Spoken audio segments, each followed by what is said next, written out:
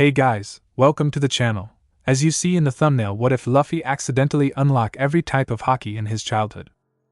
Before I start, please do support for more awesome content, and subscribe my channel and like this video. Go support and follow the Chrisfragger for writing that awesome fanfic, and also make sure to comment on this story, link in the description. A 7-year-old boy, wearing a white baggy t-shirt with a picture of an anchor and loose-fitting blue shorts, walked into a local bar in Fusha Village, Windmill Village. The boy pointed at an older man at the bar talking to an attractive young lady. "Shanks, let me join your crew, I'm gonna be the best pirate you ever seen," the boy screamed. The now identified Shanks replied, "You know I can't let you join my crew, Luffy, you are a scrawny little brat. You can't even swim, what good's a pirate that can't even swim?" Shanks is a tall, skinny man wearing a loose-fitting white button-up shirt unbuttoned and open, black captain's coat, brown pants and a red sash as a belt. He has a scruffy goatee, shiny red hair that his crew is known for, 3 jagged scars going vertical over his left eye, and an old-looking straw hat resting on his head. A man named Usopp with curly brown hair, scruffy goatee, blue shirt and white pants. Relatively tall and skinny, sitting slouched in his chair, answered, "Luffy, it's not about how well you can swim or not, there's more to being a pirate than that. I can fight. My punches are like a pistol," Luffy replied. "Is that so?" Shanks asked. "What do you mean by that, Shanks?" Luffy screams while somehow showing off teeth more fitting in the mouth of a fishman than a human. A big fat man with a piece of meat on the bone in his hand, wearing a pair of shades with a band holding them on his head, green and white striped shirt and bandana over his head, tan shorts and a green sash for a belt, spoke up, "Luffy is just a little kid." "Luffy's about the same age as my kid back home," Usopp said. "I'm not a kid. I'm a man," Luffy angrily shouts. "Don't get so angry, Luffy. Here, have some juice." Shanks hands Luffy a orange juice. "Thanks, Shanks." Luffy greedily slurps the orange juice down, smiling like a kid the whole time. Shanks slaps his hand down on the counter, laughing at Luffy. "See? Still a little kid." "Damn you, Shanks!" Luffy screamed. "Don't you laugh at me." Luffy glared at the other patrons of the bar. Suddenly a large group of men approached the bar, the leader kicking the door in. "Sorry for the interruption," the man says without sounding very sorry for the interruption at all. Everyone in the bar stops all conversation and stares at the greater prick that chose to damage the kindly barmaid's door. Except Shanks, who continues to eat his meal as if nothing has happened, making a lot of clanking noises as his spoon hits the bowl. The leader of this particular band of bandits is a taller man with long black scraggly hair, beady black eyes, longer black goatee, long black trench coat, brandishing a scimitar sword on his hip. "So these are pirates, are they? They don't look like much to me." He walks up to the bar and asks the barmaid Makino. "We aren't here to trash your bar, we want to buy 10 barrels of your finest sake," while his men sneer at the pirates in the background. "Gomen, we are all out of sake," Makino answered the man. That's strange. These pirates are all drinking sake right now," the bandit leader inquired. "That is because they bought all the sake we had in stock," Maken apologized.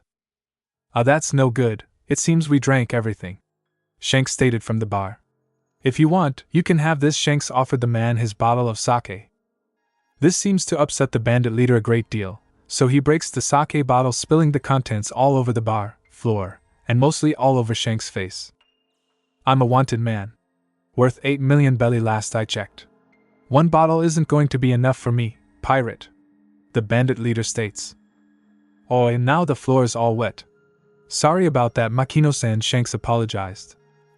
Shanks bends over and proceeds to pick up the broken glass. "Do you have a mop, Makino-san?" Shanks asked. "I'll take care of it." Makino races over to the front of the bar and helps Shanks clean up the mess. The bandit leader unsheathes his sword and slashes it across the bar, breaking several bottles, and laughs at Makino and Shanks. "You pathetic pirates like to clean so much, clean that." Luffy was watching this the whole time like it was a movie, as he waited for his hero to step up and showed this no-name bandit who was the unofficial boss of this town. As he was watching, he felt a hunger settle in and thought it would be nice to have a snack while he watched the drama unfold. This looks tasty." Luffy picks up a purple, round, swirly-looking fruit that was sitting in an open box on the counter, left forgotten by the current affairs in the bar. He took a bite and nearly vomited from the foul taste, so he put it back and washed it down with his orange juice. As he watched Shanks, his idol and the strongest man in his little world, let himself be pushed around, he was getting more and more upset. "Shanks, what are you doing? Don't let him push you around like a little girl," Luffy screamed, trying to motivate his friend and role model. "Ah, Luffy, it's alright, it's just some spilled sake. No need to get upset over that, is there? No need to get upset over some spilled sake, is there? How about this?" The bandit leader hawked a nasty loogie right into Shanks' face. The rest of the pirates in the bar growled in anger at the insult to their leader, but continued to do nothing to attack or show aggression to the bandits. Luffy had just about had enough. His faith in his mentor and idol was falling faster than a devil fruit user in the ocean. He stands up, slamming his chair onto the floor, and screams at the top of his lungs, "Leave Shanks alone, you dumb bandits." Without even noticing it, Luffy was slamming the entire bar with what he would later learn to be Haki, Haki of the color of the conquering king. Shanks was shocked. He looked over at Luffy, who was glaring at the bandit leader, whose legs were shaking. His eyes had rolled back, and was foaming at the mouth slightly. His small bandit army he had with him were all on the ground, out cold, twitching from time to time with foam coming out of their mouths. Shanks' crew had broken out into a cold sweat, and were they themselves having trouble keeping in the world of the living. They looked at Shanks, then at Luffy. Makino, who had retreated back behind the bar, had also passed out with the same symptoms as the bandits. Luffy realized something was wrong. He looked around from the bandits that just started dropping like puppets with their strings cut, to the bandits' leader that seemed to be AWL, but his body just didn't realize it yet, to Shanks. What happened? Why do I feel so I read all of the suit, and Luffy then fell flat on his face, unconscious. "Hey, Shanks, was that what I think it was?" Usopp asked, wiping the sweat from his brow. "Yeah, that was exactly what you think it was. The bigger question is, how the hell does he have Haki at his age?" Shanks was obviously panicking and confused at this point. "You know, the kid's got a lot of courage, and we all know who his grandfather is. Maybe he got it from Garp," Lucky Roo commented. "You know, Roo, I wouldn't even begin to think how else he may have gotten it," Shanks replied. "Usopp, wake up Minako-san and get her to a seat and get something cold for her. I'll take Luffy to the spare room upstairs. His use of Haki drained his spirit, and he will be out for a little while," Shanks commanded his crew as a captain should. Shanks grabbed Luffy's arm to pick him up and take him to the spare room, when all of a sudden his arm stretched, while leaving Luffy laying on the ground still sleeping like a baby. "Oh shit!" Shanks screams and runs over to the box that was sitting on the counter. They had left it unlocked without thinking about the danger. "Luffy ate the devil fruit!" Shanks screamed at his crew. There was a chorus of "What? NOH crap!" from the crew. 1 hour later, Luffy finds himself surrounded by the Red Hair Pirates crew. "I'm sorry I ate your treasure, Shanks. I didn't know it was so valuable." It's not a big deal, Luffy. You do realize you will never be able to swim again for the rest of your life now, don't you? The devil fruits give great benefits, but also removes the ability to float in water and swim of anyone who eats them. You ate the Goma Goma no Mi, Gum Gum fruit, Luffy. You are now a rubber human," Shanks informed Luffy. Shanks grabbed Luffy's hand and yanked it far in front of him, showing him the stretching ability. "Wow, that is so cool!" Luffy shouted with stars in his eyes, thinking about all the cool stuff he will be able to do with his stretchy arms later. "I'm glad you are okay with it. You are going to be like this the rest of your life," Shanks reminded him. "Okay, now Luffy, how did you use Haki earlier? That is very dangerous to throw around like you did, Luffy," Shanks asked while trying to be as serious as he could be without scaring the boy. "Haki? What is Haki, Shanks? I have no idea what you are talking about. What did I do?" Luffy asked, genuinely curious about the questions Shanks asked him. "You released what is known as Haki, Haki of the color of the conquering king, and knocked out the entire bandit gang as well as Makino-san," Shanks replied. "I hurt Makino-san. And no, I would never hurt her, she is so nice." Luffy started panicking. He would never raise a hand to Makino. Shanks had to be lying to him. "You didn't do it intentionally, I think. You in a moment of rage released the Haki and just hit everyone in the bar. Your Haki was so powerful it actually made my crew break a sweat. You should be proud of that at least," Shanks replied while trying to make Luffy feel somewhat better. "Luffy, Haki is a power that we as humans can use if we have a strong enough spirit. You are a strong-willed kid, we all know that. We will have to help you learn at least how to control it somewhat before you kill someone with it. Ben Beckman told Luffy. Ben Beckman was an average-sized man with shoulder-length greasy black hair, a black sleeveless shirt, brown pants with a yellow sash for a belt, flintlock pistol on his hip, and smoking a cigarette. Luffy started panicking. I don't want to kill anyone. What if I kill Makino or Shanks next time? Luffy thought. What do I do? I don't want to kill any of my friends or any random villagers. Luffy asked/screamed at the man. We will train you for a few weeks and help you get your Haki under some kind of restraint, Luffy. We are your friends and we won't let a friend down who needs help. Shanks patted Luffy on the shoulder. Let's go to the woods and we can help you practice your Haki in a safer, less populated area. We can take your Haki just fine, Luffy. 7 long years have passed with Luffy training as hard as his little body would allow him to. His grandfather would help train him with his loving fists whenever he could get to Dandan's hideout. Dandan was a mountain bandit leader, that monkey D. Garp, Luffy's grandfather, dropped Luffy off to raise into what Garp hoped was a fine upstanding marine. Luffy made great friends with Ace and Sabo, his brothers by bond of sake. Sabo was a young boy with blonde hair, band-aid over his nose, wearing a noble's white ascot around his neck, a top hat, blue dress coat, teal pants, black shirt, a belt buckle with a sun seal image on it. Ace was a taller boy about 3 years older than Luffy. He had black hair that hung loosely on his head. He wore a red shirt and black shorts. These 3 boys did everything reasonably acceptable together. They trained, they stole, they hunted, they even cried over each other's problems. Sabo died about 3 years ago when he ran away from home to start his life as a pirate earlier than he had promised his friends he would. He did not show proper respect to a Tenryubito, world noble, so the Tenryubito shot his small helpless boat to pieces and sank him to the ocean floor. Luffy was reading the letter that Sabo had left him, and Ace, knowing he would either be a pirate or be dead shortly after he wrote it. Why would Sabo leave us? Why would he betray our friendship like this? Luffy was shedding tears of deep hurt and pain. He felt like a part of his soul was ripped from his body. One of his 2 brothers were now dead, gone from the world, and he would never see him again. Whenever Luffy got angry, the air around him got thick, heavy, and oppressive, Dandan noticed, and it was making her blood run cold with fear. She ran to Ace, grabbed him up, and ran behind their hideout while Luffy's emotional breakdown continued, oblivious to those around him. Why did we leave him, Dandan? He needs us to be there for him. Ace asked. Ace, Luffy has no real control on his Haki when he is in these deep emotional states, and it would just hurt you if you were too close, Dandan replied. Suddenly Dandan and Ace felt a wave of fear hit them. They slowly, through great force of willpower, turned their heads to look at Luffy, who had just slammed his hands into the ground in grief and created a 10-foot wide, 3-foot deep circular crater around him. He did not even notice this as he continued to blast his Haki, as if trying to make the world feel his loss. Animal life was leaving the forest in flocks and droves. The light in the area seemed to dim as Ace and Dandan started to feel lightheaded and sick to their stomachs.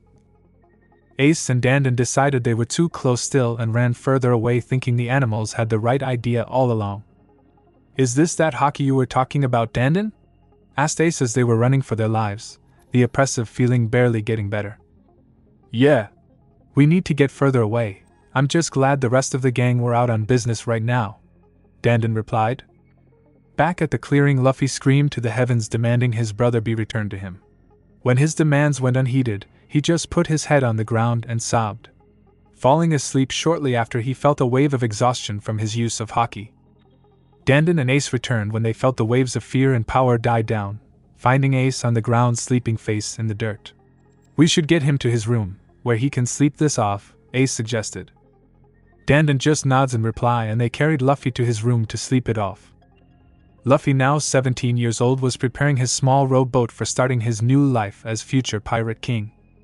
One villager shouts, "Hey, Luffy, you should take one of my fishing boats. That thing will sink in no time flat." "Now that's fine, this is what I want to start with," Luffy answered him. Luffy looks out to the sea in front of him, raises his arms, and screams to the world, "Sabo, watch over me. I'm going out to sea now."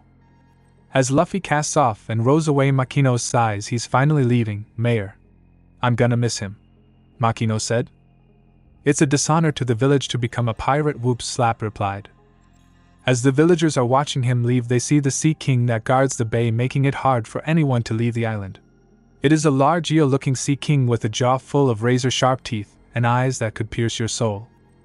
Luffy stands up glaring at the beast, imposing his will upon it using a small amount of his Haki of the color of the conquering king.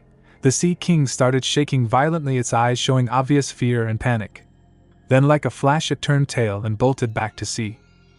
The villagers had to pick their jaws up from the ground from the shock of seeing Luffy just scare the fish away with a look.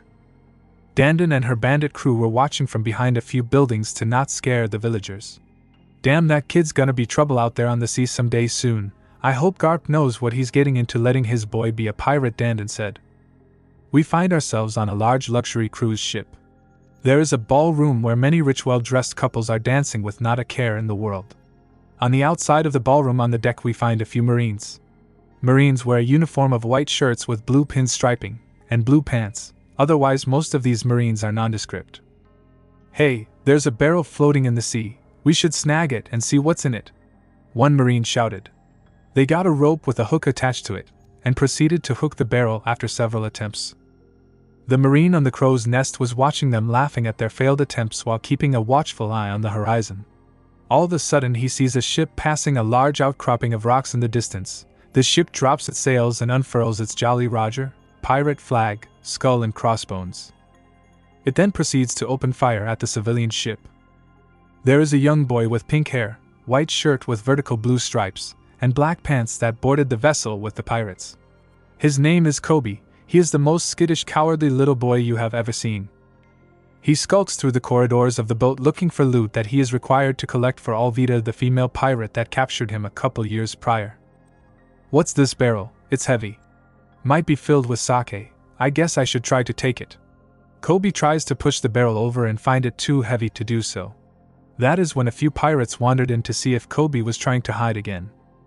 What are you doing in here, Koby? You aren't trying to slouch on the job, are you?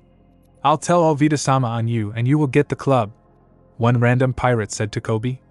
No. I found a barrel and I think it may have sake in it, but it's too heavy for me to move on my own. Koby prayed they would believe him. I see, maybe you aren't as useless as we figured you were all this time. Ha ha ha. The pirate laughed at the scared Koby. I'll open the barrel, one of the other pirates said. He raised his arms preparing to punch the barrel.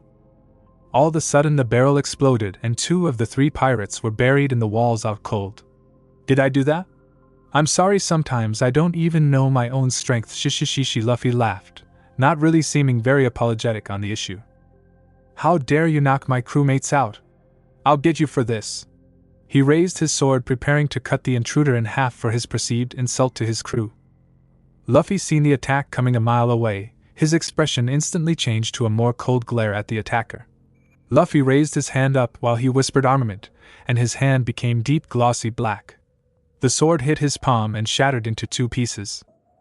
Your swords can't cut me, Luffy stated in a cold dark voice. Then proceeded to beat the crap out of the lone pirate. WW, what are you? How did you block that sword with your bare hand? Koby asked, clearly shaking in fear at this newcomer from the barrel. Then he realized he was going to be in bigger trouble if he didn't find anything to take to Alvida's ship. I gotta get out of here. You better run too if you don't want to get the iron mace from Captain Alvida. Who's that? A pirate? Luffy asked. Yeah, she's the captain of the pirates robbing this ship we are on right now. I gotta get out of here before she finds me slacking off. Koby ran out of the storage room with Luffy following closely behind. I'm hungry, kid. Tell me where some food is, Luffy demanded. My name's Koby. I don't know where food is. I've never been on this ship before. Let's look in this room. They entered a room and found that it was indeed a food storage room. Luffy cheered and dug into the apples he found in a box at the back of the room. Are there any boats on this ship I can use to get out of here, Koby? Luffy asked between bites of his apple. How did you get in that barrel anyways, Luffy-san? Koby asked. That? I was sailing on my small rowboat when I got sucked into a whirlpool, so I got in the barrel and took a nap, Luffy answered. A whirlpool? You are lucky to be alive, Luffy-san, Koby responded. Yeah, I know, it caught me off guard. That is hard to do, Luffy answered. So are you a pirate, Koby? Luffy asked in passing curiosity. Koby shuddered, then looked like he was about to cry. Koby was loading a small fishing boat, getting ready for a day on the water, when a shadow crossed over his own on the boat. He looked up, and there was the ugliest, fattest woman he had ever seen. She had curly black hair, freckles all over her face. She wore a white cowboy hat with a red feather in it, with a pink flannel shirt under a black and gold captain's coat, and light blue pants. The next thing Koby knew, he was being forced into the boat by these pirates. Yeah, that is a long story. I sorta got kidnapped and forced into being Captain Alvida's cabin boy so they wouldn't kill me. I've been here for 2 years now, Koby answered. Why didn't you try to run away? Luffy asked. Koby just looked down at the deck and shook his head violently. No. She would kill me if I even thought about escaping. Koby panicked at the thought. There is something I want to do with all my heart, but I could never do it since I cannot leave this crew. I want to be a marine and capture pirates like Alvida, Koby nearly yelled out. Luffy-san, what are you doing drifting the sea in a barrel? What is your dream? Koby asked in curiosity. Me? I am gonna be Pirate King, Luffy responded without a second's hesitation. Koby's jaw dropped, and he started stuttering. Are you serious? Do you know what it means to attempt to be Pirate King? The man with all the fame, power, and wealth in the world all amassed in one place. It's impossible, impossible, impossible. Koby started hyperventilating in shock. Luffy glanced at him, sending out a tiny concentrated pulse of Haki at Koby. Koby reacted like he had been struck in the face with a hard slap. What was that feeling? I feel like I don't even belong in this man's presence, Koby thought. Luffy, what was that? I feel dizzy all of a sudden. That was Haki. You were panicking. I had to calm you down before you hurt yourself, Luffy answered. Before Koby could question Luffy further on this weird power known as Haki, the roof of the room they were in caved in. Koby! Is this where you've been hiding? Is that Roronoa Zoro the pirate hunter? Have you come for my head, Zoro? The will of the king. Luffy and Koby stared up at the lumbering fat woman flaring down at them, threatening to smash poor little Koby with her spiked iron club. I'm Luffy. I don't know who this Zoro guy you're talking about is, Luffy answered her. Just as the hippo of a woman was bringing the club down to administer her form of feminine fury on the child, Luffy jumped in and grabbed Koby, getting him clear of the club. Luffy took himself and Koby to the upper deck of the ship. As the Alvida pirate crew were surrounding and preparing to attack en masse, Luffy flung both of his arms out in opposite directions as far as the ship was wide, then started spinning on his feet, grabbing the entire crew up in his arms. The crew was absolutely paralyzed with fear. This man's arms had just stretched at least 50 feet and grabbed them all up in what seemed like a second flat. Luffy then threw the crew off the ship into the ocean. Shishisashi, I'm sorry I beat your crew a little too fast, hippo pirate captain, Luffy mocked Alvida relentlessly. You stupid little boy. You think you can beat me as easily as my crew? Alvida yelled, hoping that her size and huge club would intimidate this little punk. You have the power of a devil boy. I thought the devil fruits were just a myth of the Grand Line. Alvida glared at the irksome little rat that ruined her raid. On the neighboring ship, the ship that the Alvida pirates call home, we find a pretty young woman sneaking about, stealing Alvida pirates' treasures. She glances over at the cruise ship and sees Alvida fighting with a young man. Not any of my business what pirates kill each other over, the young woman thought to herself as she lowered her new stolen loot to her little boat. I'm not a little boy. I'm a pirate. You can't beat me with that stupid stick. I'm the man that will be the future pirate king, Luffy responded, glaring at her for underestimating him. Alvida raised the club as though she were going to smash Luffy with it, then switched targets at the last moment and tried to smash Koby. Luffy sensed this through his Kenbunchaku Haki, the color of observation, though, and jumped into the path of the club, taking the blow straight on the top of his head. A pregnant pause followed the contact between the fearsome club and the young man's head. Luffy grinned and looked up at the cow of a woman. I'm a rubber man. You can't hurt me with that club, it's just impossible. Luffy laughed at Alvida's pathetic attempt to give him brain damage. Luffy threw his hands back past the aft of the ship. Aft of the ship means back of the boat. Hey, Alvida, how about I send you to the Grand Line for free? At that moment, Luffy's arms came snapping back, then forward, and impacted Alvida's stomach, launching her through the air into the distance till she disappeared on the horizon. Seconds after Alvida disappeared into the distance, Luffy heard the whistling of cannonballs coming towards the ship. Looking to the side of the ship, he sees 3 marine ships firing at them. "Hey, Koby, this is great, you can join the Marines right now," Luffy shouts. "Are you insane?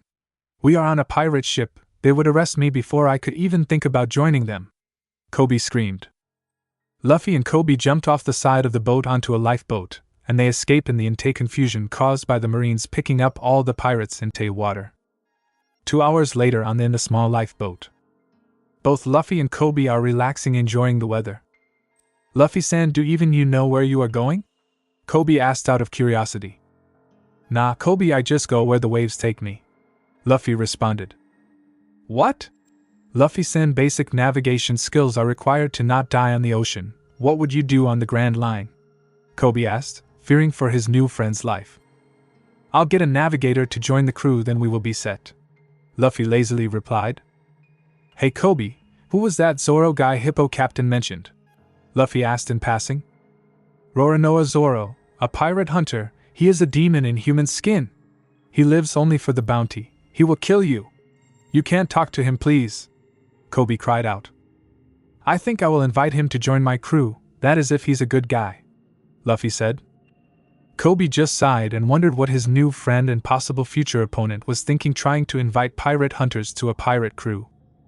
Another hour passes and we find our rubbery friend and his pink-headed Nakama docking their ship into the port of Shell's Town.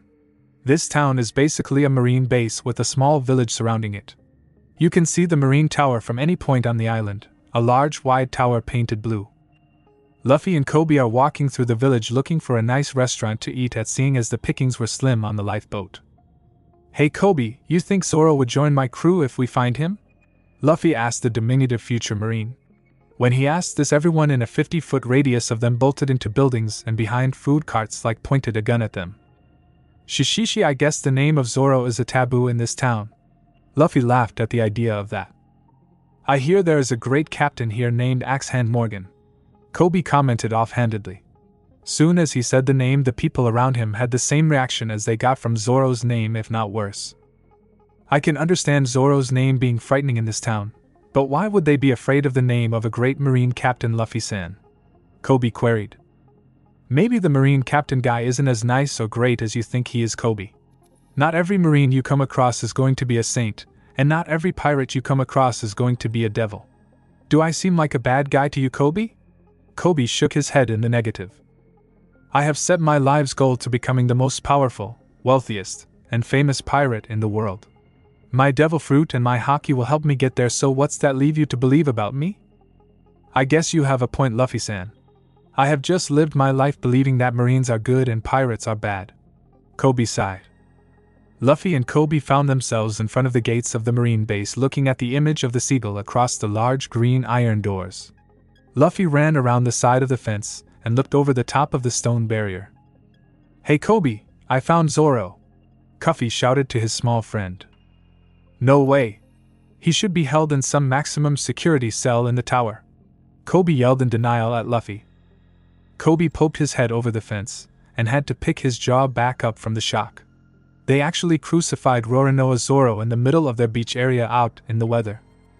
As the duo were watching Zoro, contemplating going over there to talk to him, Zoro looked up at them and said in an even calm voice, "Hey you, get out of here, you bother me." Then a ladder appeared next to Koby and a little girl about 8 years old with black hair, wearing a knee-length dress with horizontal green and blue stripes, climbed the ladder, ignoring Koby and Luffy completely. She ran across the empty field to where Zoro was tied up to the cross. "Are you hungry? I have some onigiri I made for you." The little girl offered her snacks to Zoro.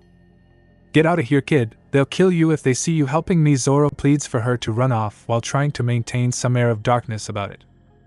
"I put all my heart and soul into these onigiri." The girl started crying because Zoro didn't want to eat her snacks she had made especially for him. "You shouldn't be so mean there, Roronoa Zoro. You're scaring the little shitstain, he. A young man with golden blonde hair and the shape of a football around his head mocked Zoro and the little girl trying to give him food. "You should know that helping this man earns you the same sentence as him, by decree of my father, Captain Axehand Morgan. Roronoa Zoro, do you know why I am here? It's not just to mock you, I assure you of that." Helmeppo chuckled at his little inside joke. "I've changed my mind. I am bored of this waiting game with you. I am going to have my men here shoot you in the head and laugh at you while they throw your dead body in the sea to feed the fish.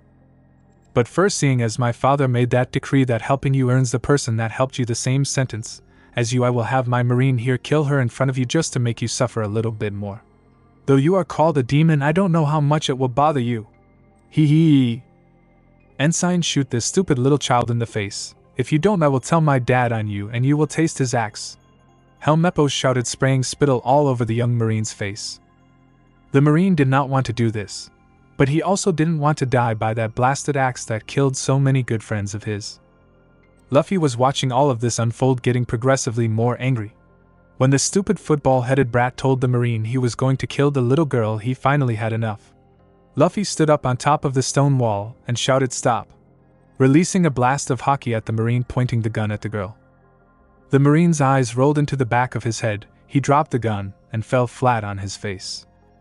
Rika, the small girl that brought the onigiri for Zoro, had no clue what caused the man that was about to murder her in cold blood to fall asleep like that. She just decided that it was a good time to flee for her life. Roronoa Zoro watched the marine drop with narrowed eyes. What could cause that? It was obviously an attack someone used to stop him from killing that girl. Zoro looked at Luffy. It seems he has to be the one that did it. It happened soon as he stood on the fence. "Hey, who the hell are you, peasant?" Helmeppo shouted at the Luffy.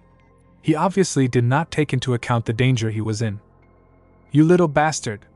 You were going to kill that little girl for helping this guy." Luffy's Haki was rising and Helmeppo was finding the act of breathing to be a chore. "WW, what are you, straw hat kid? What is this feeling? I can't breathe right." "It's called Haki, you idiot!" Luffy screamed. Luffy's right arm stretched out and grabbed Helmeppo's shirt, while Luffy's left arm stretched back behind him as far as it could. "Armament," Luffy whispered. His left fist started growing black and shiny. "I am going to make you suffer, you little shit!" Luffy brought Helmeppo towards him as Helmeppo screamed something along the lines of, "No, you can't do this, my father will get you," or some other shit no one in the area cared about. As Helmeppo was nearing Luffy, so was Luffy's left arm approaching Helmeppo, nearing the impact. Luffy's left fist struck Helmeppo's stomach and instantly reversed Helmeppo's momentum, forcing him to fly through the brick and mortar wall of the tower.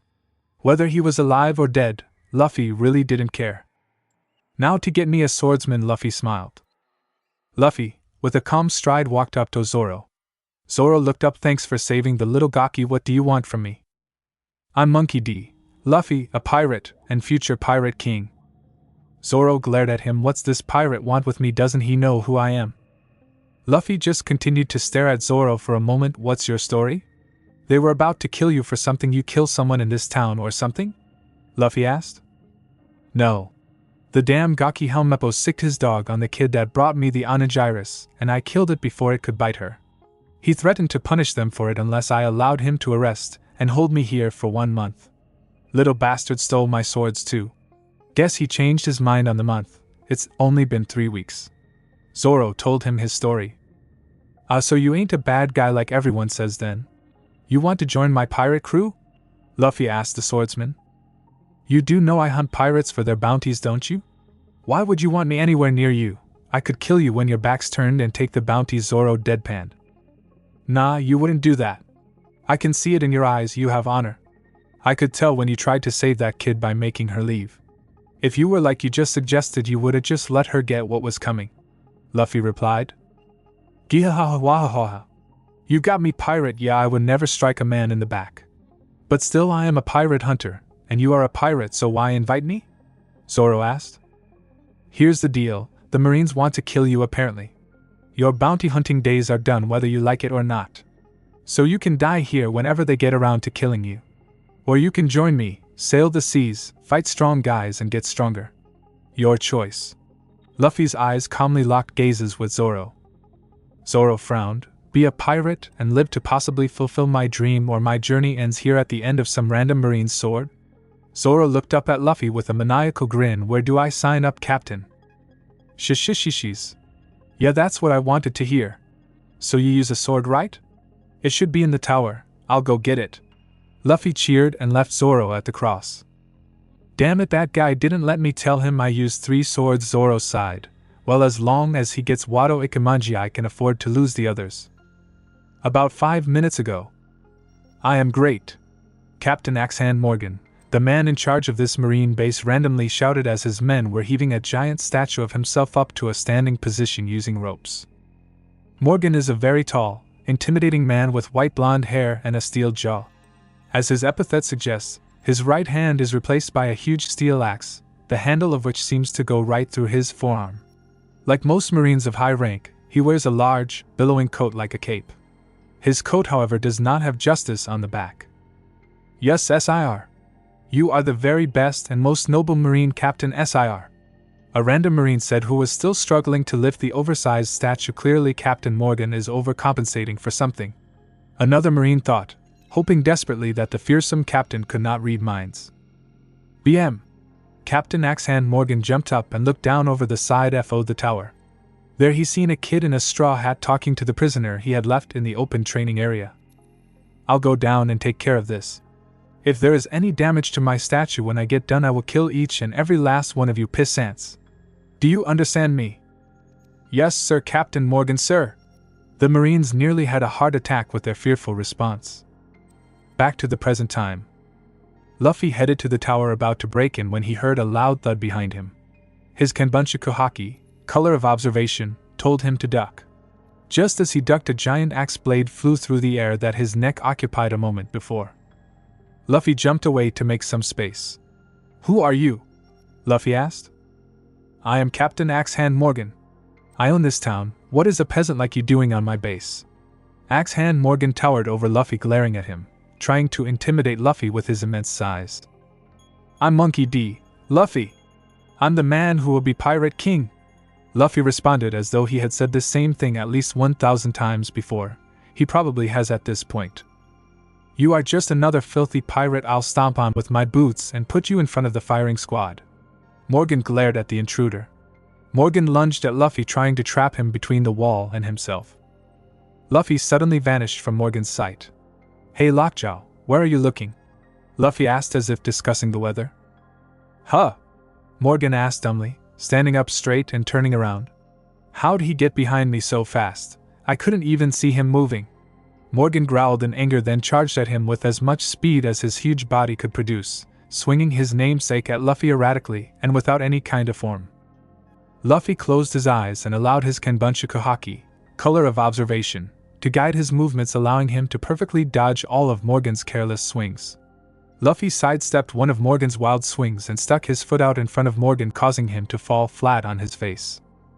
Before he could get up to continue his futile attacks on the rubber man, Luffy grabbed Morgan's ankles and started spinning at ridiculous speeds before changing trajectory and launching Morgan straight up into the sky.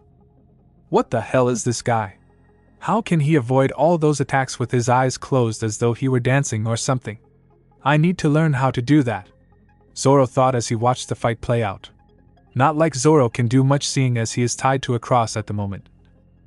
What strength this Haki has. I'm gonna die at this rate, Morgan was thinking as he flew higher into the sky. When his ascent finally halted and his descent started, much to his dismay, Luffy looked up, tracking Morgan's trajectory. Luffy jumped high into the air, then launched both arms back behind himself. Here, take this, Lockjaw. Can't wait, it was nice knowing ya. Goma Goma no bazooka. Luffy shouted as his fists dug deep into Morgan's gut, which caused Morgan to reverse direction and fly back into the sky, completely unconscious and uncaring of his fate. Top of the tower during the fight. The Marines were heaving me on the ropes and slowly raising the statue of their most feared and hated tyrant, when they seen a shadow fly over them.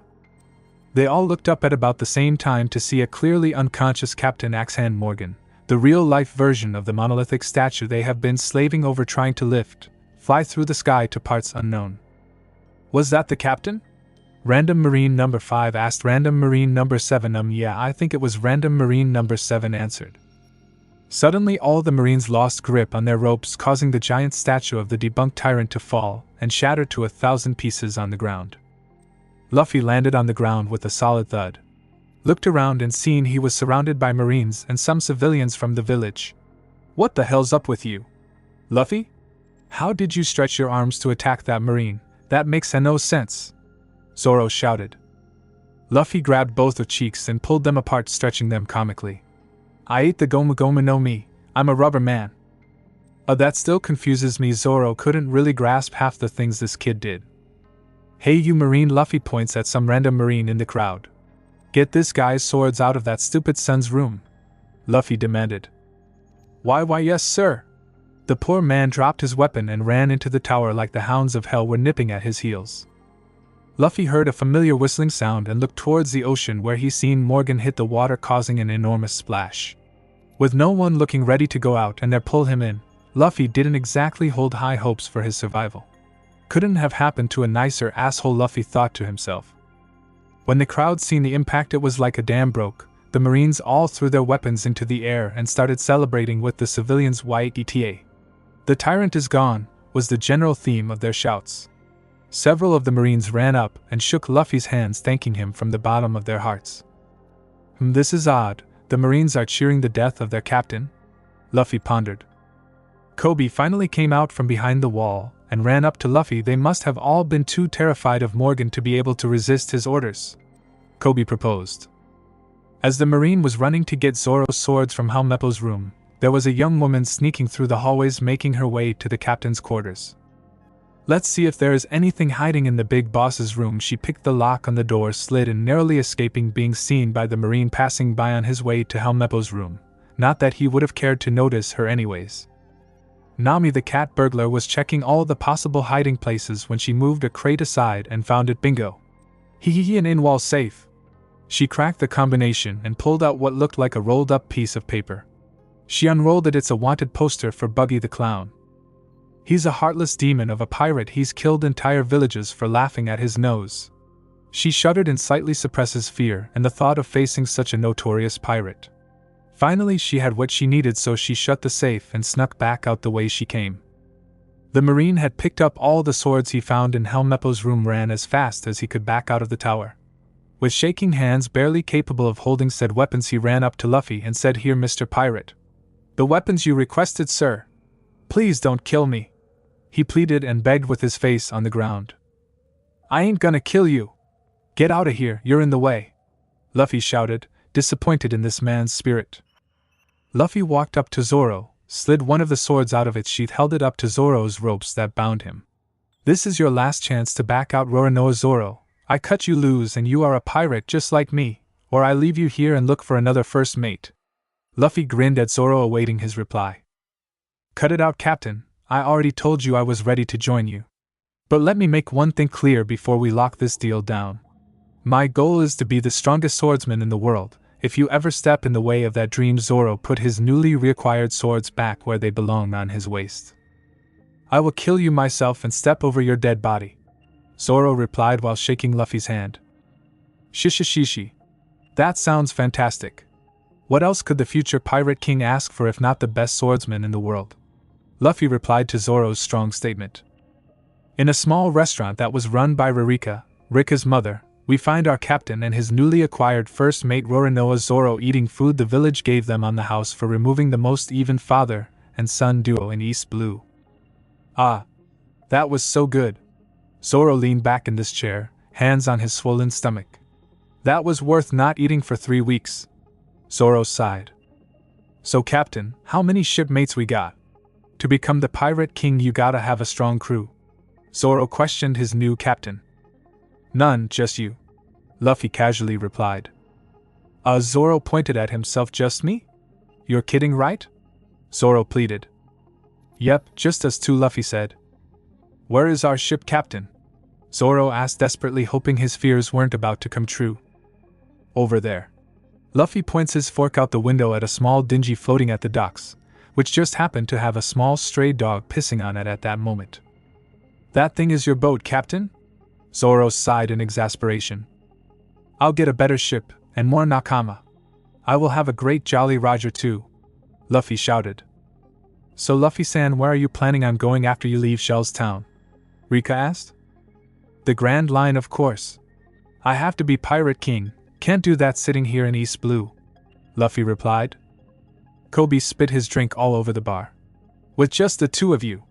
No matter what, that's just impossible. It's too dangerous. You'll both get killed." Luffy just leveled his gaze at Koby without releasing any haki. "Koby, how many times do I have to tell you? I ain't dying till I'm Pirate King. So stop crying, you're just annoying me. Luffy sighed as Koby shut his mouth instantly. Luffy-san, is the Grand Line really that dangerous? Rika asked. Only to those unprepared or without the conviction to take what they know they want, Luffy answered. Well, I guess I got no choice. I signed up for it, I gotta roll with it. Zoro interjected. You too, Zoro-san, Koby shouted in exasperation. Why do you care anyways, Koby? You aren't coming with us or anything, are you? Zoro asked. You and Luffy-san are my friends. Growing up I didn't have any friends, I don't want to lose you too. I mean, I think we are friends? Koby cautiously asked. Yeah.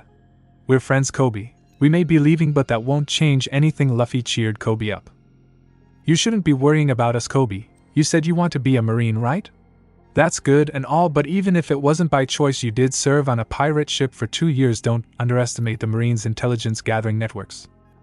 Koby looked like he had seen a ghost, speaking of which Koby whispered more to himself than anything else.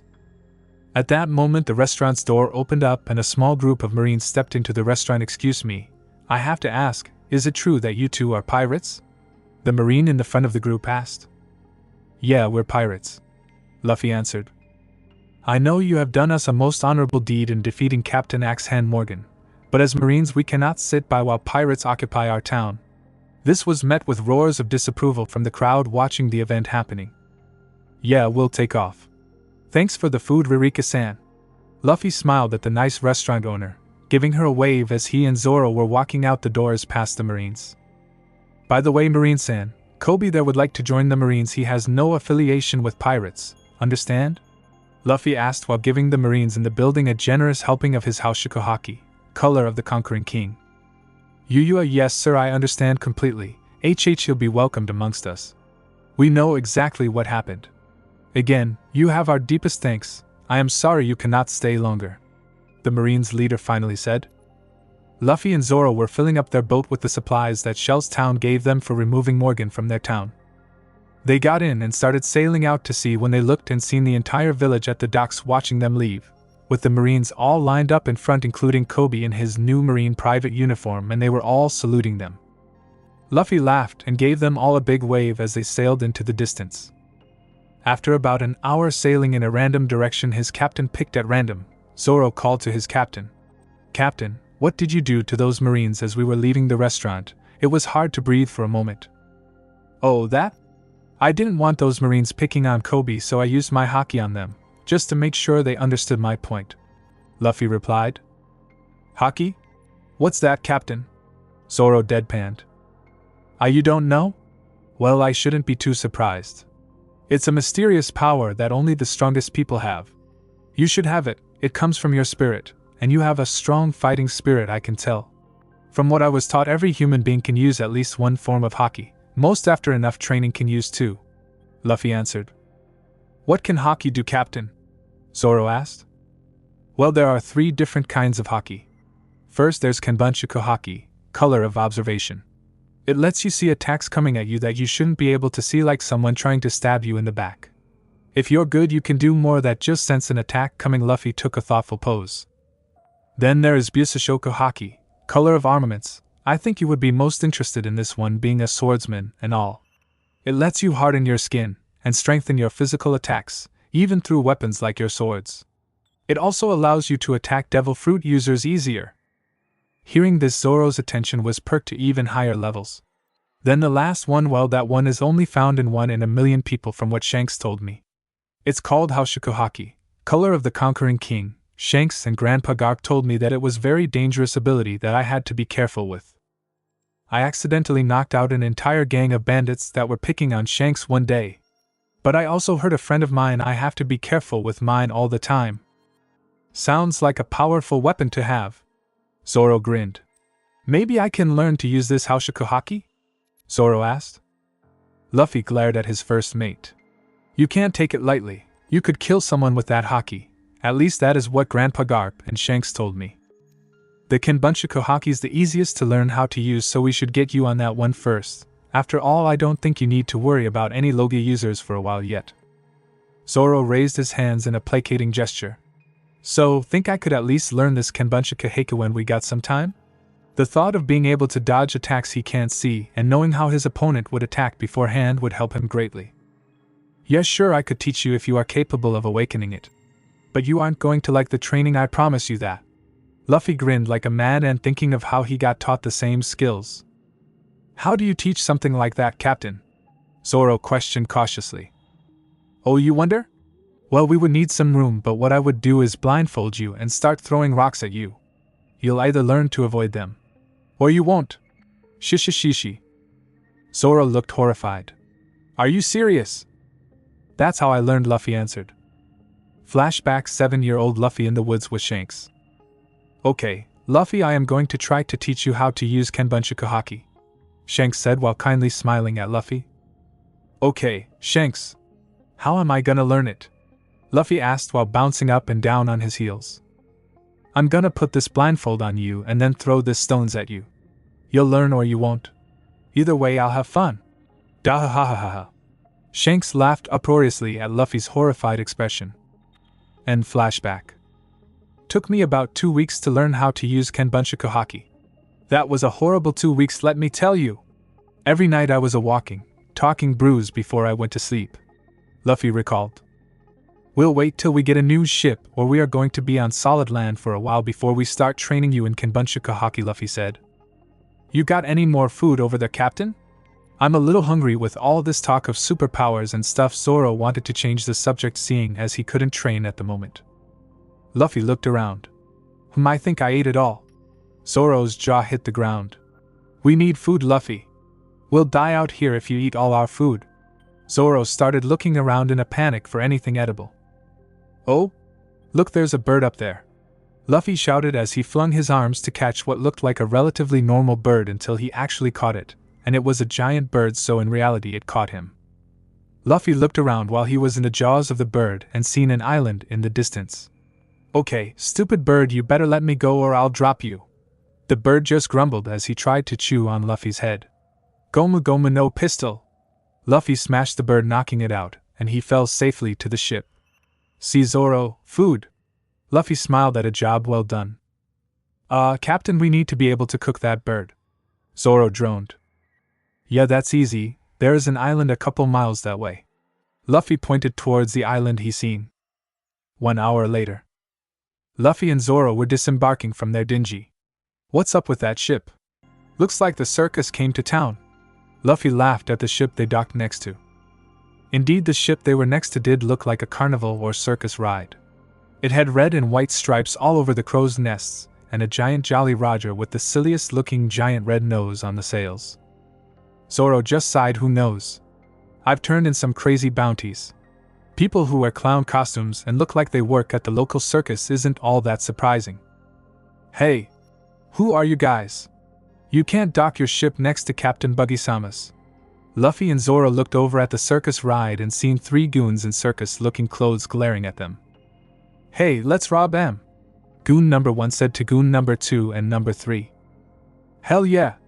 Let's take them for all they're worth. The goons charged down at our protagonists. Zoro, are they serious? Luffy asked. Yeah, Captain, they want to rob 2 guys that just drifted in on a dingy without any treasure to be seen, Zoro droned. This will be a good time for a demonstration of the Haushaku Haki, Luffy shouted.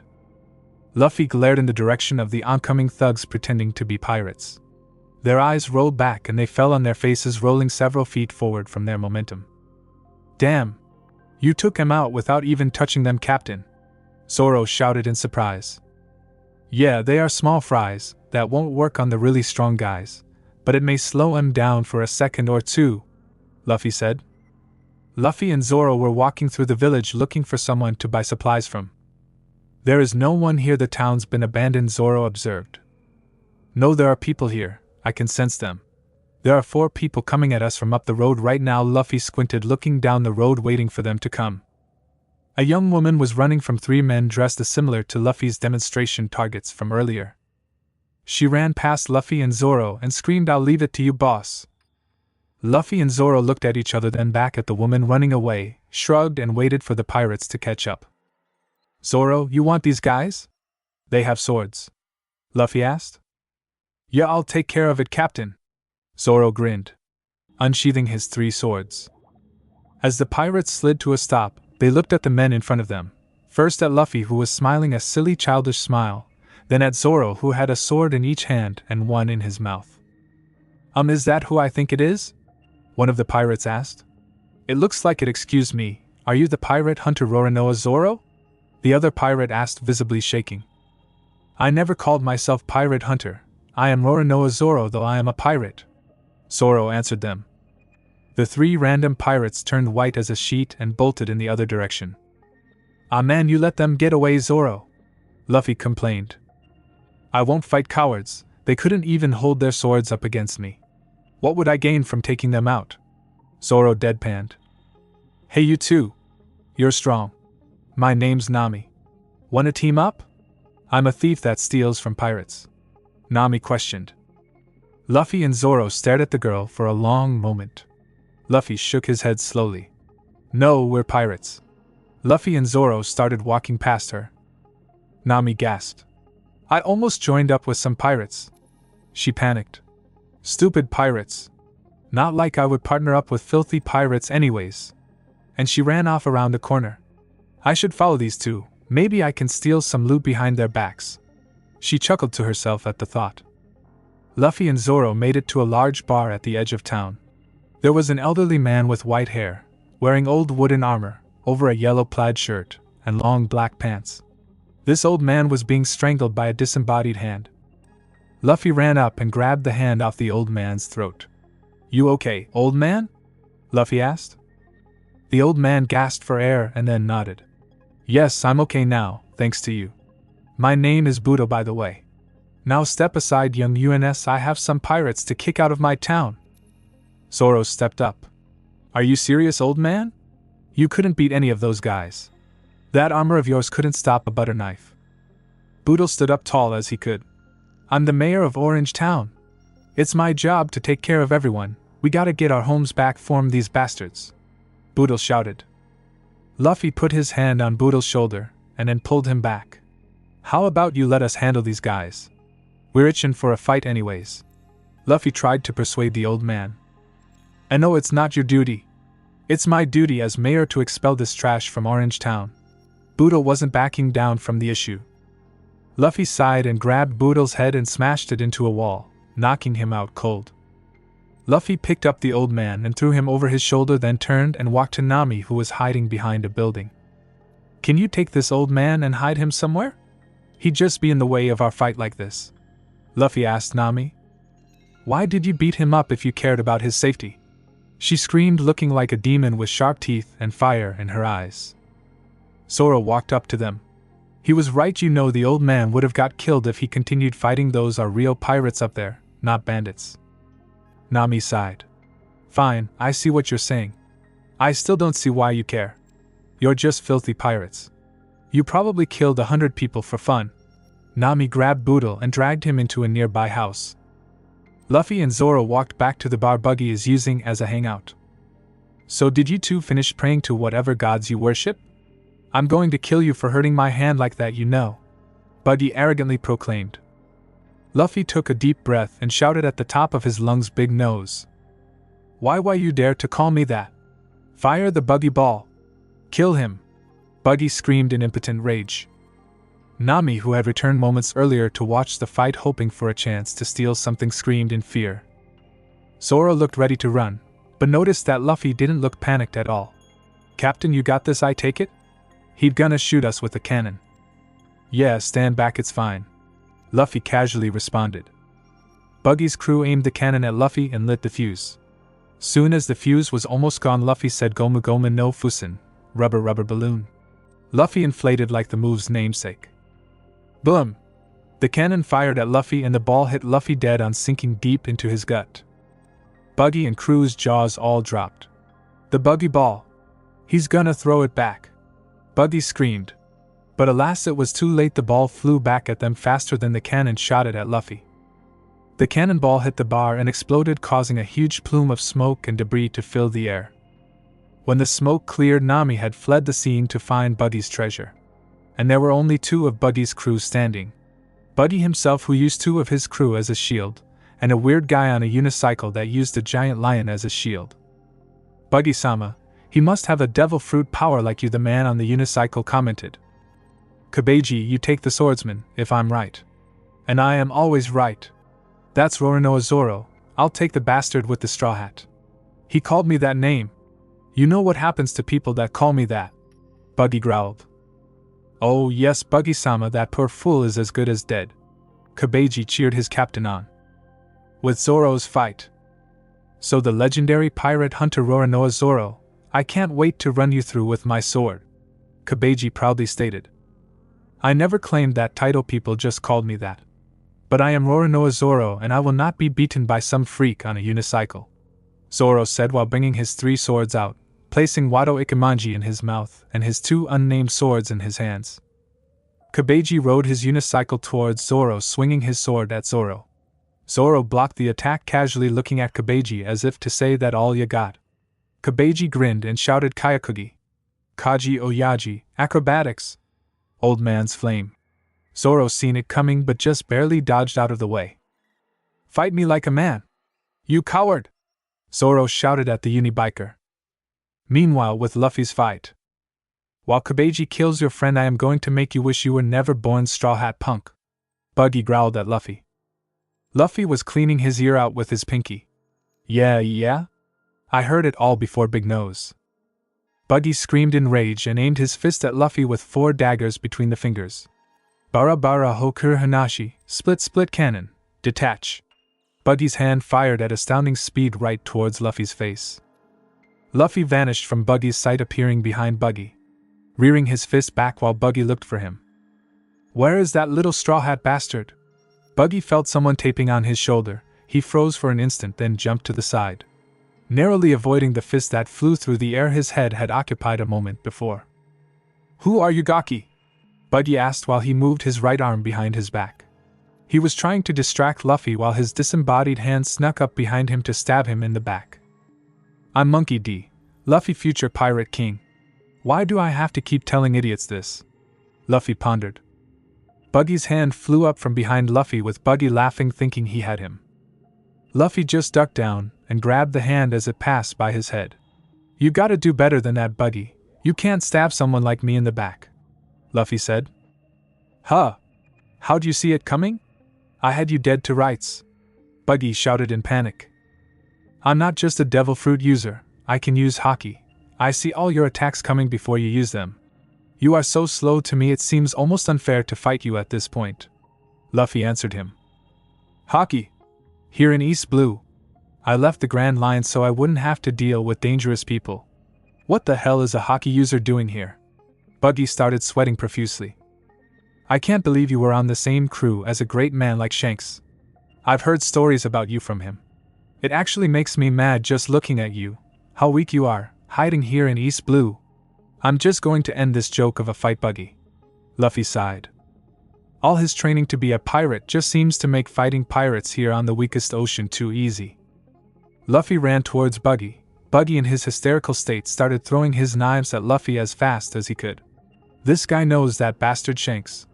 He probably taught the punk some of his Haki, Buggy thought as he continued his erratic attacks.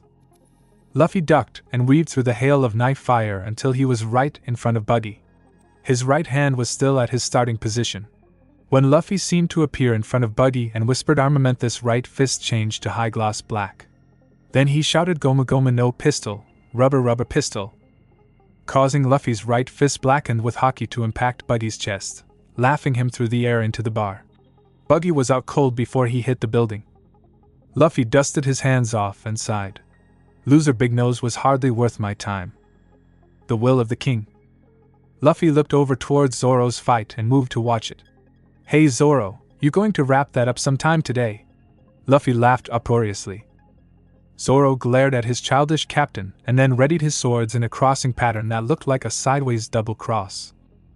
Koby charged at Zoro, preparing to use his flame-throwing attack again when Zoro disappeared in a flash of movement. Santoria tiger hunting, Zoro whispered from behind Koby. A fountain of blood came from Koby's chest as he fell to the ground unconscious. Zoro sheathed his bladed and turned to his captain. If I won my fight first, I may have had to take your place as captain of this crew. Captain Zoro responded to Luffy's earlier comment. Shishishi. You're right. I can't go looking bad in front of my first mate, can I? Let's see what we can take from this loser crew. Nami should be looting them already. Can't let her have all the fun. Luffy shouted.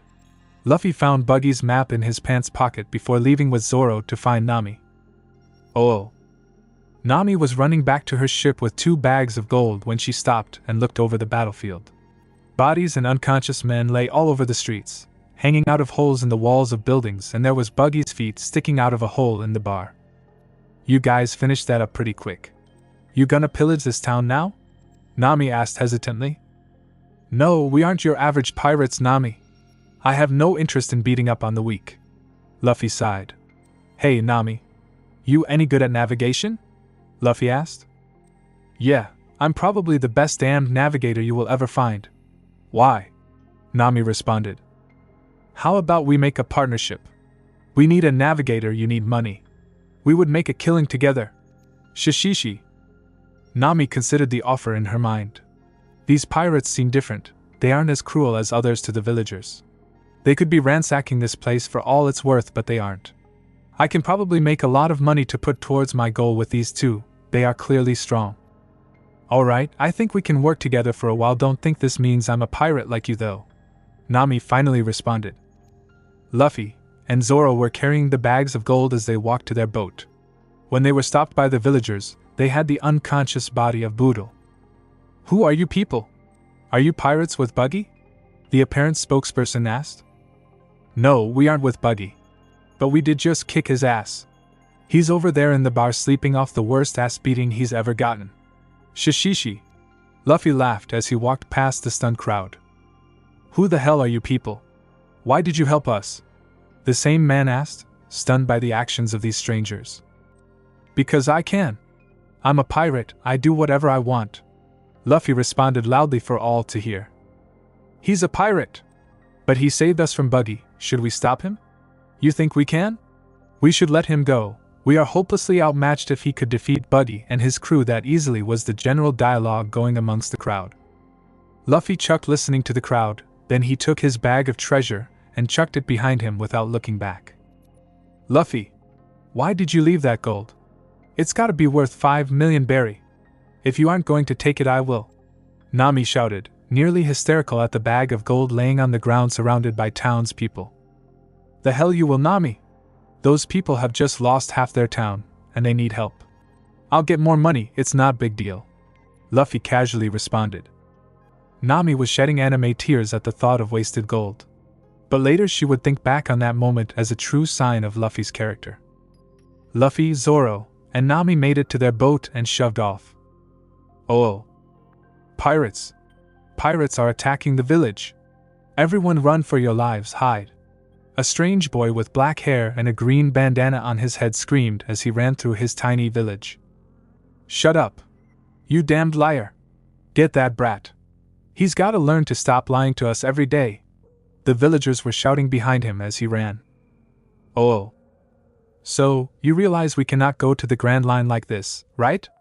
Nami asked, getting frustrated with these happy-go-lucky pirates. Yeah. I almost forgot. What's wrong with me? We need more meat. Luffy shouted in response to Nami's observation. This has nothing to do with meat. We need more than just meat too, you idiot. We need a better boat for one, that is our top priority. Nami screamed at Luffy. Luffy was laying down on his back eating an apple. Nah, we need a musician first. Luffy casually replied. Then he threw the apple core into the ocean behind him. Captain, when can you start training me in that Haki stuff you were talking about? I ain't getting any younger here. Zoro asked Luffy. Next island, Zoro, there are things we are going to need to start. We also need more room than this small boat gives us. Luffy responded. Haki, what is that? Some freaky monster power these pirates can use? Nami was thinking to herself as she listened to the conversation. I see the next island. This island has a small village called Syrup Village. We should be able to stock up on supplies and maybe someone will be able to sell us a boat there. Nami suggested to the two men. Oh. Luffy, Zoro, and Nami disembarked off their small boat on the new island, stretched their legs, started to move forward when Zoro stopped suddenly. "Captain, there are people watching us. They are on the ledge up there," Zoro said, pointing at the rocks several feet above them. "I am the mighty Captain Usopp. I have 8 million men stationed on this island. If you know what's good for you, you better leave right now," the now identified Usopp shouted as he jumped out from behind the boulder. His knees were knocking almost as loudly as he shouted. He drew his slingshot and pointed it at Luffy. "Oh, you want to bet your life on your next shot, kid? That weapon in your hand, it isn't a toy. You don't aim a weapon at someone and think you are just playing a game. If you even think about letting that go, well, I won't be able to let you off so easy." Luffy stared at Usopp with a deathly serious expression. Zoro was giving Usopp his best maniacal grin while slowly drawing his favorite sword from its sheath. "You better listen, kid, this is a real pirate standing before you." 3 children suddenly bolted from behind the rocks next to where Usopp was hiding, running into the woods for their dear lives. "Hey! Don't run, you can't leave me alone like this!" Usopp panicked. Usopp dropped the slingshot and fell on his ass. "Man, just as I thought. My words, they don't compare to the real deal." Usopp shuddered in fear. Luffy's expression cracked, then he grabbed his stomach as he fell on his back, laughing uncontrollably. Zoro smiled a little joke. Even Nami could bring herself to chuckle at the scene. "You should have seen yourself. Oh man, that was priceless," Luffy said through his laughter as he was standing back up. "I was just repeating the words of my hero, Shanks. He told them to a mountain bandit when I was a kid," Luffy stated. Usopp started climbing to his feet, holding onto the boulder for balance. "You aren't here to attack my home, are you?" Usopp asked, hope rising in his voice. "Nah, we just want to get some food, supplies, and maybe a boat if we're lucky," Luffy answered. "By the way, you wouldn't happen to be Usopp's son, would you?" Luffy asked suddenly. "You know my dad?" "How?" Usopp asked, quite shocked. "Oh man, I met your dad back in my hometown of Fusha Village. He and his crew stayed there for a year or so. He never stopped telling me stories about you. I almost feel like I've known you all my life." "Shishishishi," Luffy said. "Your old man could take the wings off a fly at 100 yards and not even kill the damn thing," Luffy added. "Oh. We find the crew +1 in a small restaurant eating food, some more quickly than others. You know anyone who could sell us a boat, Usopp?" Nami asked. Luffy was far too busy eating than he was about a new boat. "Well, maybe the Ojo-sama, Miss Kaya would have one. She is the only one I could think of on this island that would have a boat to sell to you," Usopp answered. Luffy finished up his meat. "Hey Usopp, why don't you join my crew? Follow in your old man's footsteps. Come to the Grand Line with me. We still need a sniper," Luffy asked. Usopp was shocked. He never thought he could possibly be a real pirate, a true warrior of the sea. Just then, his ego kicked in. "I'll join your crew. But I want to be Captain Usopp." Luffy smiled. "No way. I'm Captain," he corrected Usopp. Usopp suddenly got up, started running out the door. "I gotta go. I'll see you guys later." "Where you think he went, Luffy?" Nami asked. "Who knows? Maybe we should look into it. Could be fun, Shishishi," Luffy laughed. The 3 members of the crew, Mugiwara, got up and left the restaurant. In a rather modest but stately mansion, we find a sickly young woman. She is pale, and seemingly bedridden. She has blonde shoulder-length hair. "I want to see Usopp-san," the girl said. The young lady's butler, a tall man approximately 6 foot tall, with well-groomed, slicked-back black hair, round wire-rimmed glasses. He adjusted his glasses on his face with the palm of his hands instead of his fingers. "Not this again, Ojo-sama. You know you cannot see him. He is a dangerous person, and he tells you nothing but useless lies," the butler responds. He gives her a tea and medicine, begins to leave. "Stingy," the young lady whispers under her breath. The butler turns and says, "I'm perfectly fine with that. No means no." Usopp pulls a pre-cut section of the hedge fence around the said mansion out and crawled through it, carefully replacing it as he stands up. He begins to climb a large tree outside the window of the mansion and knocks on the window. The lady in the bedroom opened the window with a large smile on her face. "Usopp-san. I miss you. I'm so sorry, I wanted to invite you in like a real guest. But stingy Kurahadal wouldn't let me," she said. Don't worry about it, Kaya-san. It's fine, it's fine. How are you feeling? Usopp asked. Oh, I'm fine, perfectly fine. She smiled. What story are you going to tell me today, Usopp-san? I'll tell you about the giant goldfishes that I fought in the South Pole. They were so big they left behind islands when they pooped. Usopp and Kaya both broke out into great fits of laughter. As our crew was leaving the restaurant, they bumped into the 3 children that fled from Usopp at the coast. While all were short gakis, each one of the 3 boys had a distinctive and weird hairstyle. One had black hair in the shape of an apple, one had yellow-brown hair in the shape of an onion, and the last tallest of the 3 had purple hair in the shape of a pepper. Luffy reached out and grabbed the black-haired boy and asked him, "Where's that Usopp kid run off to?" The kids looked at him for a second. They were scared that the pirates may have killed and eaten their captain. But that question dispelled that belief. He probably went up to Lady Kaya's mansion. He tells her lies every day. Yeah, Captain's lies are the best. I love listening to Usopp's lies. The kids all said together. He is a liar? That is not exactly a good trait to have, Nami commented. Take us to this mansion, kids, Luffy requested. Luffy, Zoro, and Nami approached the mansion with the children in tow. The children led them to the small entrance that Usopp had been using. Nami crawled in through this opening. Zoro just jumped straight up over the wall, while Luffy looked around, then smiled and launched his arms up and grabbed hold of a tree limb hanging over the hedge fence. The 3 Usopp pirates' jaws hit the ground quite comically. What is he? The kids shouted in unison. As Nami and Zoro were approaching the tree that Usopp was talking to Lady Kaya from, they seen Luffy falling towards the ground, where he soundly crashed face first into. Are you alright? Kaya asked, fearing for the young man's health. Oh, don't worry about him. He's a new member my crew. He would like to. Usopp's terrible lie was interrupted by Luffy. No, that's not it. We would like to buy a ship. Luffy was interrupted as well by the butler from earlier as he approached the scene. You there? What are you doing here? Kurohadal asked, rather rudely. The rest of the crew already could tell they were not going to like this man and his holier-than-thou attitude. A man in green pants, black coat and black hat, and wearing red heart-shaped sunglasses was oddly enough walking backwards down the street. He looks over and sees a sheep staring at him. We would like to buy a ship, Luffy asked Kurohadal. Kurohadal readjusted his glasses with his palms and replied, Absolutely not.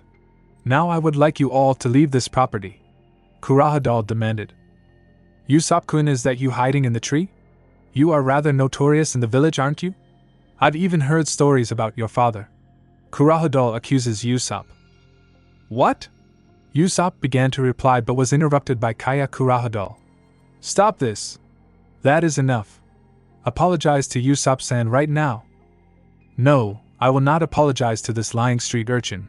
I am only speaking the truth, Kurohadal replied in a condescending tone. Luffy was curious. Isn't it the job of a butler to listen to and obey their boss? He reached out with his Kenbunshiku Haki and sensed that this man was not what he seemed at all. He was reeking of killing intent and violence, far beyond what any average butler would ever be able to stand up against, let alone put out. Hey Zoro, Nami, this guy is not normal. Keep your guard up around him, Luffy quietly informed his 2 nakama. Usopp, using a rope from his belt, dropped down from the tree and glared for all he was worth at the annoying butler. If looks could kill, the man would be deader than dead in that very instant. Why are you so angry, Usopp-kun? Why don't you just lie? You could have said your father was a treasure hunter of a traveling salesman. You could even say he's not your real fath. Kurohadal's arrogant demeaning of Usopp came to a sudden halt when his face met with Usopp's fist hard enough to put him on his back. Kurohadal looked up at Usopp in fear for a moment before his face returned to normal condescending sneer. See that? Ojo-sama. He only knows violence when he is confronted by the truth. Like father, like son, Kurohadal shouted. Shut up. I'm proud that my father is a brave warrior of the sea. I'm proud that he is a pirate. I may just be a liar, but I am proud that I have the blood of a pirate flowing through my veins. Luffy was watching this scene with a smile on his face. I know Usopp will be in my crew. Hey Zoro, you think he would make a good nakama? Luffy asked his first mate. Zoro grinned. I think he would make a great sniper for our crew. Pirates are warriors of the sea. Haha, pretty naive thinking you have there, Usopp-kun. But this does prove the barbaric nature of the pirate's blood that flows in you. Kurohodol gets up and slowly pats the dirt off of his suit. You like and resort to violence whenever it suits you. What is it you really want? Ojo-sama's money? Is that it? Kurohodol starts shouting at Usopp, getting angrier by the second. What are you saying? I would never rob her. She's my friend. Usopp objected. Whether you have ulterior motives or not, the fact that your father is a pirate is proof enough, Kurohodol shouted. Usopp charged up to Kurohodol and grabbed his collar and readied his fist to strike the arrogant bastard in the face again when he was stopped. Stop it! Usopp! Kaya shouted. Usopp gritted his teeth and let go of the butler. Please, don't resort to violence again, Kaya pleaded. Kurohodol is not a bad person, he is just worried and protective of me, Kaya said. Kurohodol told Usopp get out of here, right this instant. And never come back to this home again, you are not welcome. I get it, I can tell when I'm not wanted. You'll never see me again. Usopp spoke in nearly a whisper. Usopp-san, Kaya said, in a soft tone. Luffy was staring intently at the butler, as if trying to stare a hole through his very skull. You three, you need to leave as well. Your kind is not welcome here, Kurohodol demanded. You don't tell me what to do, loser. I'm still a pirate unlike you.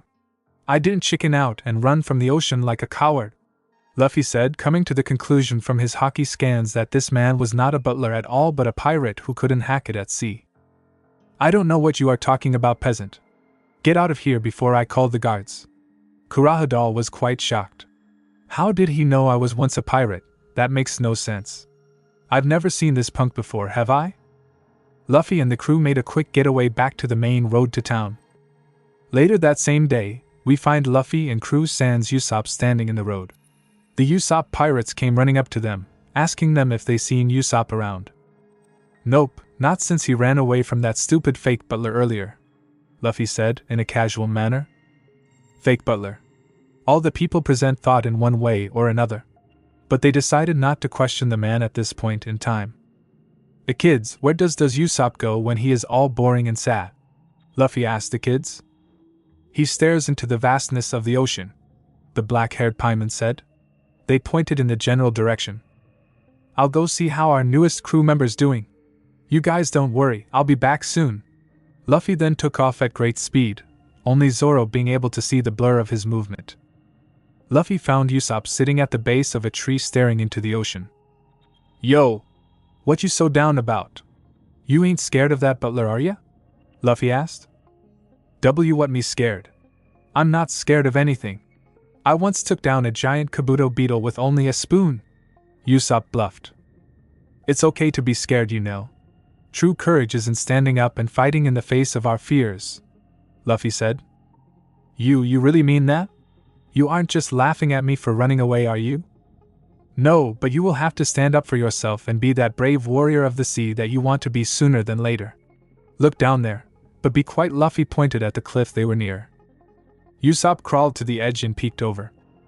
There, at the bottom of the cliff, was Kurohodol and a strange-looking man talking to each other. Django, you were supposed to be discreet and not attract a lot of attention by walking backwards through the entire village, Kurohodol said to the now-named Django. It's fine.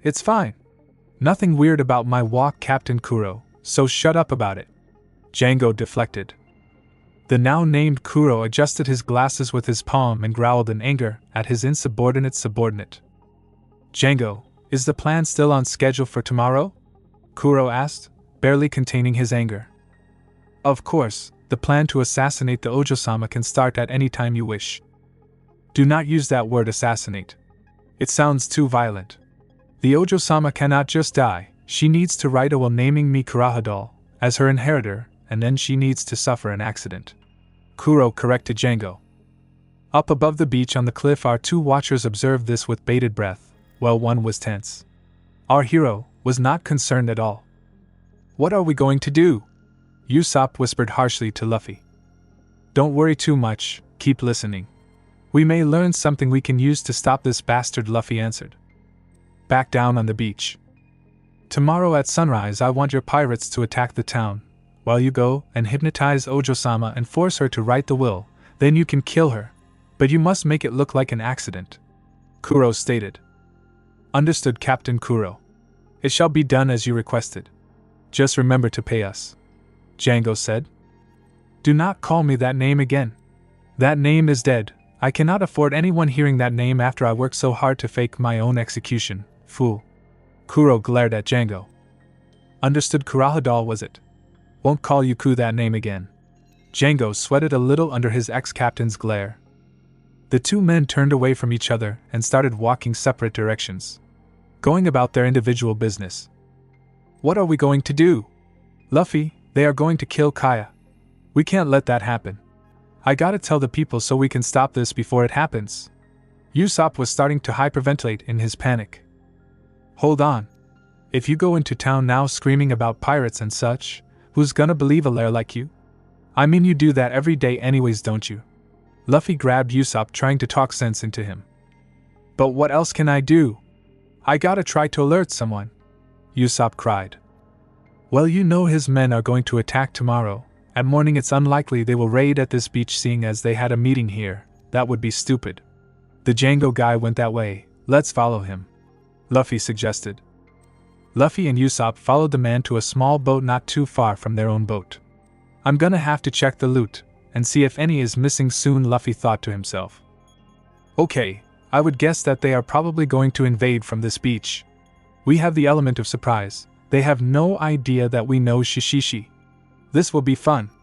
My crew will take them out tomorrow. You will help, of course. This is your friends you want to protect, right?"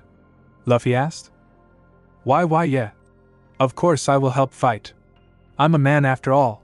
The proud son of a pirate." Usopp shuddered in fear at the thought of facing down a whole pirate crew.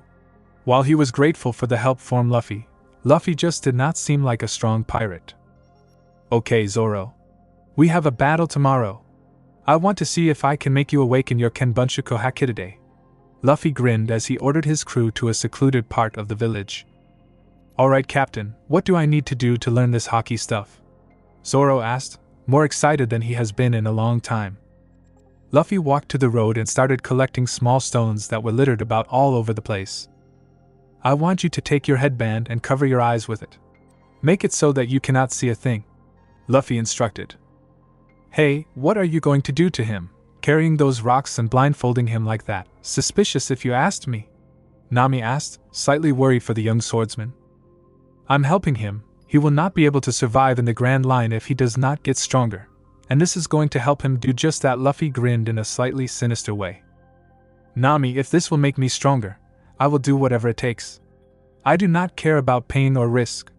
Don't get in my way," Zoro angrily stated. "Okay, I want you to sit down and block out all noises and distractions. Just concentrate on dodging the stones. Concentrate on it like your life depends on it. You want to believe that if I hit you, you will die." Luffy dropped all semblance of humor, and was recalling how his teacher Shanks spoke when he was in sensei mode, as he called it. Zoro took the lotus position, blocking all the distractions. The sounds of birds chirping, the occasional dog barking in the distance, the feel of the wind on his skin. He blocked it all out, and then he felt a distraction. "Ow! That hurts!" Zoro screamed as he took a tree branch to the head. "You should have been paying more attention." "Shishishi!" Luffy laughed at his first mate's pain.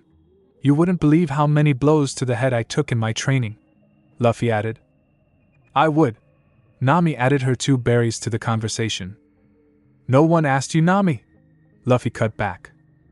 A couple hours passed and no remarkable progress was made. Luffy had decided to call it a day on the training, seeing as they had a battle tomorrow. "This will take you quite some time to get, Zoro. Don't be too worried since you did not get it right away," Luffy commented. "You gave me a hell of a headache, Captain," Zoro shouted in frustration. "You two are completely insane, you know that, right? Damned sadists and masochists," Nami said, shaking her head at the two. "To get stronger, Nami, you have to break your limits and preconceived notions of what you thought you were capable of. Only when you go to the brink of death and survive do you truly advance," Luffy said, remembering the beatings and pain he got when he was learning to master Kenbunchaku Haki and Busashoku Haki. The next morning, We find our heroes waiting at the beach that will decide the fate of Syrup Village. Usopp was rolling a large oil drum he got from somewhere. I can pour this oil down the slope and that will slow them down a lot, Usopp said. You can do that, sure. Not that it will be entirely necessary, but if it makes you feel better, go ahead, Shishishi. Luffy laughed. Okay guys, this is how it will be. Zoro, you will be the frontline fighter. Nami and Usopp, you guys will provide support for Zoro. Luffy took command of the situation. What the hell are you going to be doing? Nami shouted while somehow obtaining shark teeth, raising her fist like she was going to beat Luffy down. Luffy put his hands up in a placating manner. I'm gonna be here. If anything goes wrong, I'll jump in. Remember what I said yesterday, you can't grow if you don't challenge yourself. You want to be stronger so you can be a better thief, right, Nami? Luffy asked. But I'm not a fighter, Nami whined. Everyone has to fight sometime, Nami. Just because a thief doesn't usually have to fight, you will at some point, like if you get caught, Luffy replied. Nami had no real argument against this logic, so she just screamed in frustration at the thought of fighting bloodthirsty pirates. I'll also be here to stop that Kuro bastard when he comes to see why his orders aren't being followed, Luffy added with authority. Zoro nodded. It was a good plan and he would execute it to the best of his ability. The Kuroneko, Black Cat, pirates were beached and disembarking their boat. Django, last to get off, looked up the slope and seen the unknown people waiting for them. What do you want? Who are you? Django asked. I'm Money D, Luffy, the man who will become Pirate King. And this is my crew. We are here to stop you from hurting Usopp's friends, Luffy shouted. Okay, take them out, boys. Watch that oil on the slope. It looks like they trapped the landing on us, Django ordered. As the crew of the Black Cats charged the slope, many slipped in the oil, falling back down to the beach. They eventually used their swords and other weapons as anchors to get better grips. Oh, kill EM! I call the hot chick! Were all some of the sordid shouts heard from the Black Cats. Nami shuddered at the thought of being at these animals' mercy. Nami, calm down, don't worry. I will never let anyone harm a single hair on that beautiful head of yours, I swear it, Luffy vowed. Nami was caught off guard at such a statement. Could she even consider liking a pirate? No, it's absolutely absurd, never going to happen, she thought. Though, he is kinda cute in a naive, silly kind of way, she thought to herself. Zoro was cutting through the pirates like a lawnmower through grass. He has already taken down half of them before Usopp and Nami could get over the shock of it all. He had a sinister smile on the whole time, eyes seemingly glowing with killing intent. Is this the best you losers have? I ain't even breaking a sweat with you punks, Zoro shouted, high on the adrenaline of battle. Luffy chuckled. He was happy with his first mate, that is for sure. One pirate was sneaking up behind Zoro, hoping to stab the man in the back. When Zoro realized his danger, it was too late. But just before the man could finish his stabbing thrust, he took a pachinko to the back of his skull, killing him instantly. Thanks a lot, Usopp. I owe you for that one, Zoro shouted. No problem, Zoro-san. Usopp could not believe he just took a man's life. Hey Usopp, breathe, it's okay. As a brave warrior of the sea, you will take many enemies down. Sometimes it can't be done without killing. Luffy caught that the kill was affecting him, so he tried to cheer his sniper up a bit. Nami could not believe the chaos and death surrounding her at that very moment, when one of the pirates happened to slip past the front guard, that is Zoro. Nami! Watch yourself! Luffy shouted. Nami recovered and smashed the man's face in with her staff. Nami, never let your awareness drop in battle, it can cost you your life, Luffy reminded her. Django was in deep, deep panic at that moment. He knew that if he did not get past this landing and finish the job, Kuro would kill him. But he also knew that these people were also capable of killing him. Men! Look at me. When I count to 3 you will be stronger, faster, you will feel no pain. 1, 2, 3, Django! Django shouted, hoping beyond hope that this would work. The men shouted in renewed vigor and power. Some punched the cliff side, causing it to cave in. I'll take care of these guys for you, Luffy stated. Luffy stood up and approached the landing slope. What is he doing? He's been quiet this whole time. Is he actually the leader of this group? Django couldn't help but fear the look in this new person's eye. Why don't you guys just go to sleep? Luffy said. A wave of what could only be described as overpowering fear and subjugation passed over the men.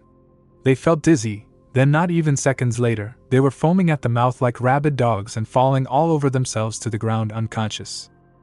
What the hell did he do? He somehow knocked all my men out without lifting a finger. Now Django knew he was a dead man walking. He did not have to manpower or skill to beat such an opponent. Nyaban brothers.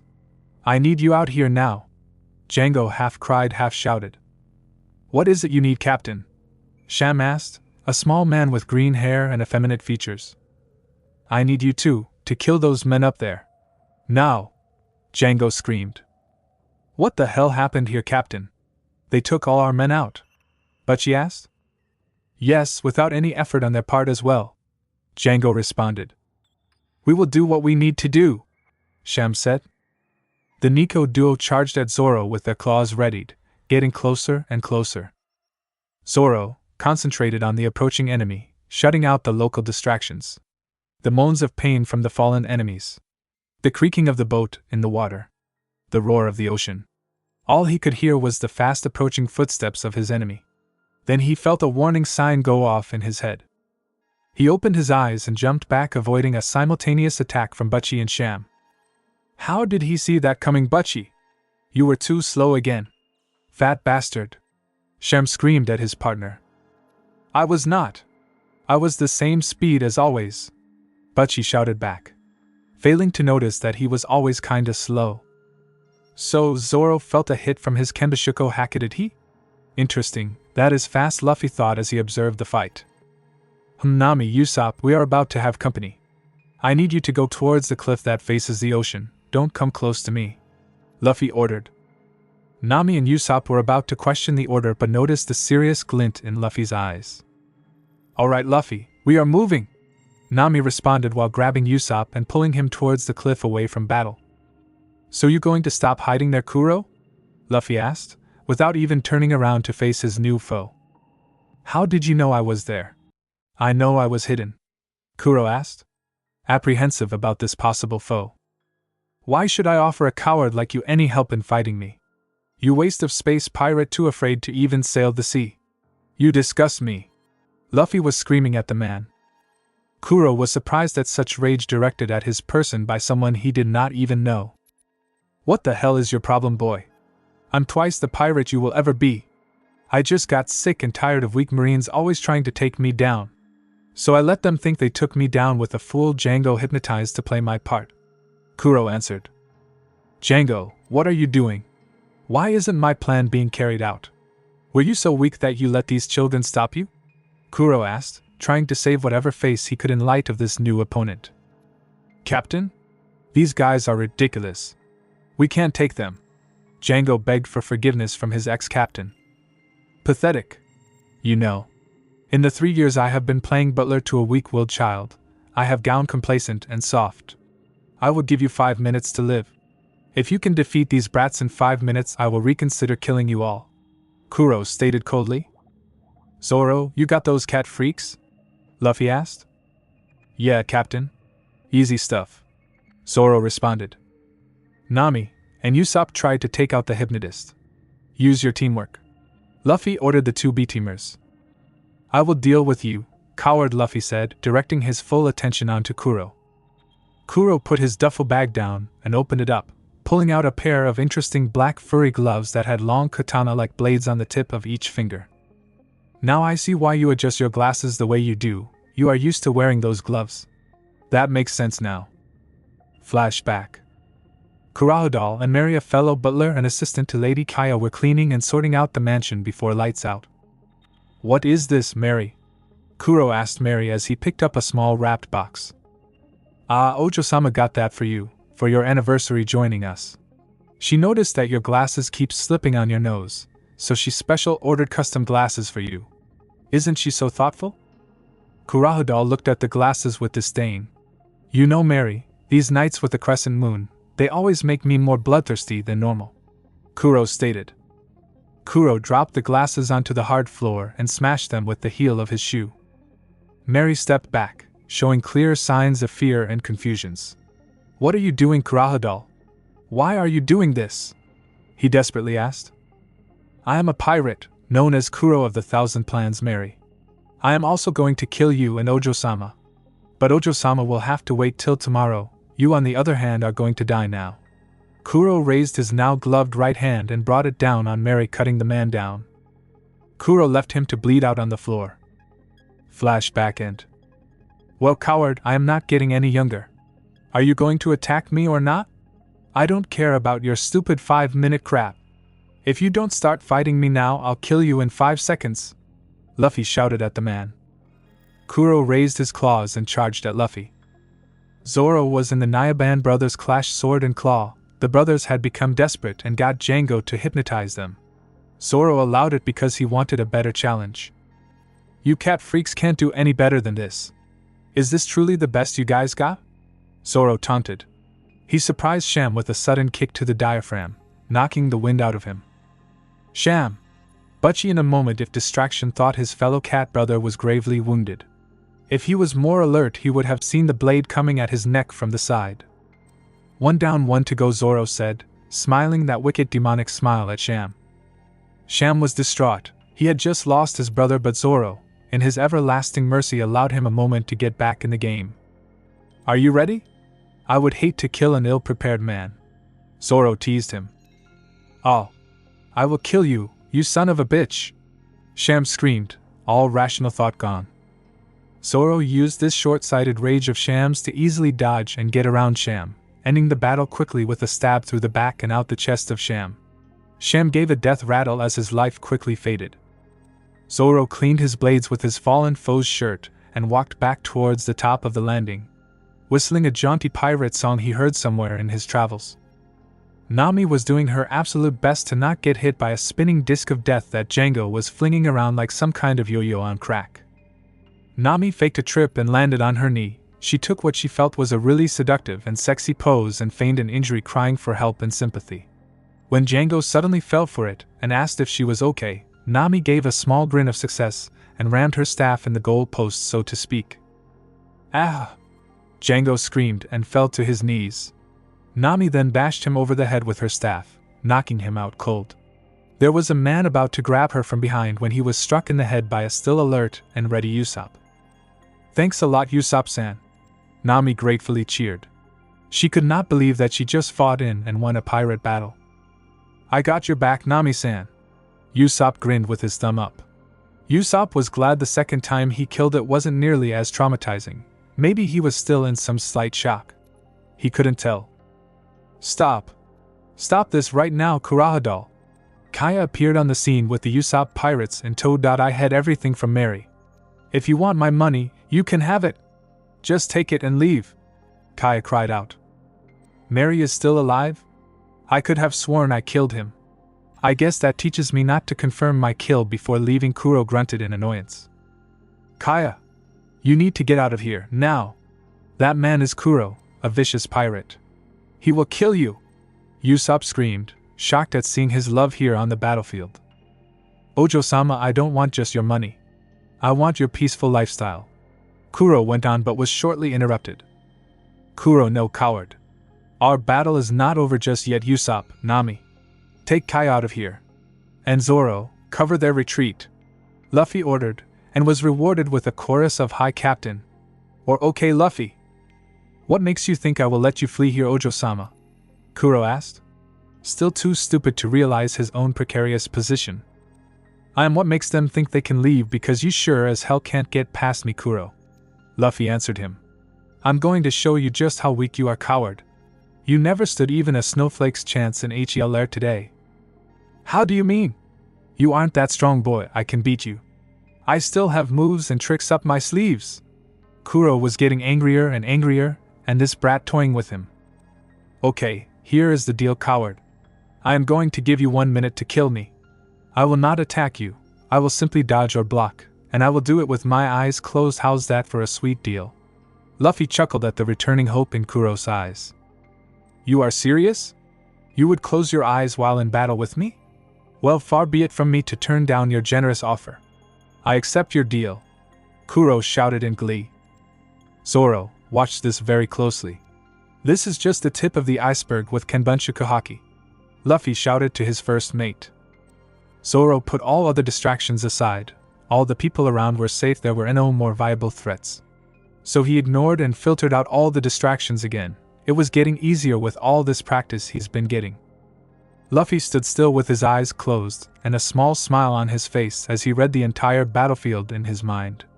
Kuro was swaying back and forth, swaying faster as he went. Till suddenly, at least to Zoro's eyes, Kuro simply vanished. There were slashes and gouges being formed all over the cliff sides and landing slope. "Where is he?" Zoro shouted. "Zoro, don't be distracted, listen and feel for him," Luffy said, as he leaned to the side avoiding a claw to the neck. Luffy and Zoro heard screams of agony as large gashes formed on the Black Cat pirates. Some were decapitated or had limbs amputated. Zoro closed his eyes as well, focusing all his attention on the sounds of Kuro's footsteps when he felt that warning twinge in the back of his mind again, and he threw himself to the ground. Just as Kuro flew by with his claws extended in a swipe. Kuro was screaming in his mind. "Why haven't I cut one of these bastards yet? How can they be this good? I am the fastest man alive when I do shikushi. Oh, what a poor deluded fool. Yeah, your minute is up, but thanks for helping my first mate a little on his training." Luffy grinned and flung his arm out to apparently nowhere in particular, but all of a sudden Kuro appeared with Luffy's hand around his throat. Mercy. Please. Is there anything I can do to get mercy from you?" Kuro realized that he had poked the bee's nest and was about to get stung, like no other. He suddenly felt what could only be called fear, weaponized and solidified. His vision blurred and he was close to losing consciousness. "No, you get no mercy from me at all, coward. If you aren't man enough to face the ocean, then never go out there." Luffy dropped Kuro to the man's knees. Through his arms back, Zoro watched as Luffy's fists became glossy black just like back at Shell Island. "Goodbye Kuro, you coward. Buso koku, goma goma no bazooka." Kuro vomited great quantities of blood and bile as his ribs were crushed and splintered under the great atomic pressure of the attack. An attack that was far too powerful for such a weak and pathetic man. The dead man disappeared into the horizon, never to be seen or heard from again.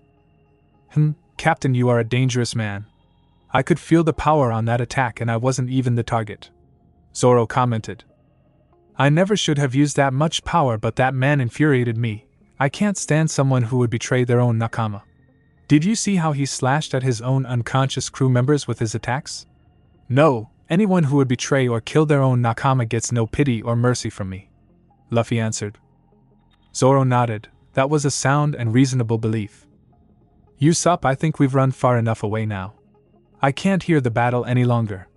Nami panted as she tried to keep up with Usopp and the kids as Usopp carried Kaya on his back. "Yeah, we should be fine. Let's hide Kaya in the woods here. If the worst happens, they shouldn't be able to find us here," Usopp, ever the pessimist, replied. "What are we gonna do if Luffy-san loses Captain?" Ninjin asked, obviously scared for his life. "We will run. Like we always do," Usopp answered back sharply. "What are we going to do if those strong guys fail?"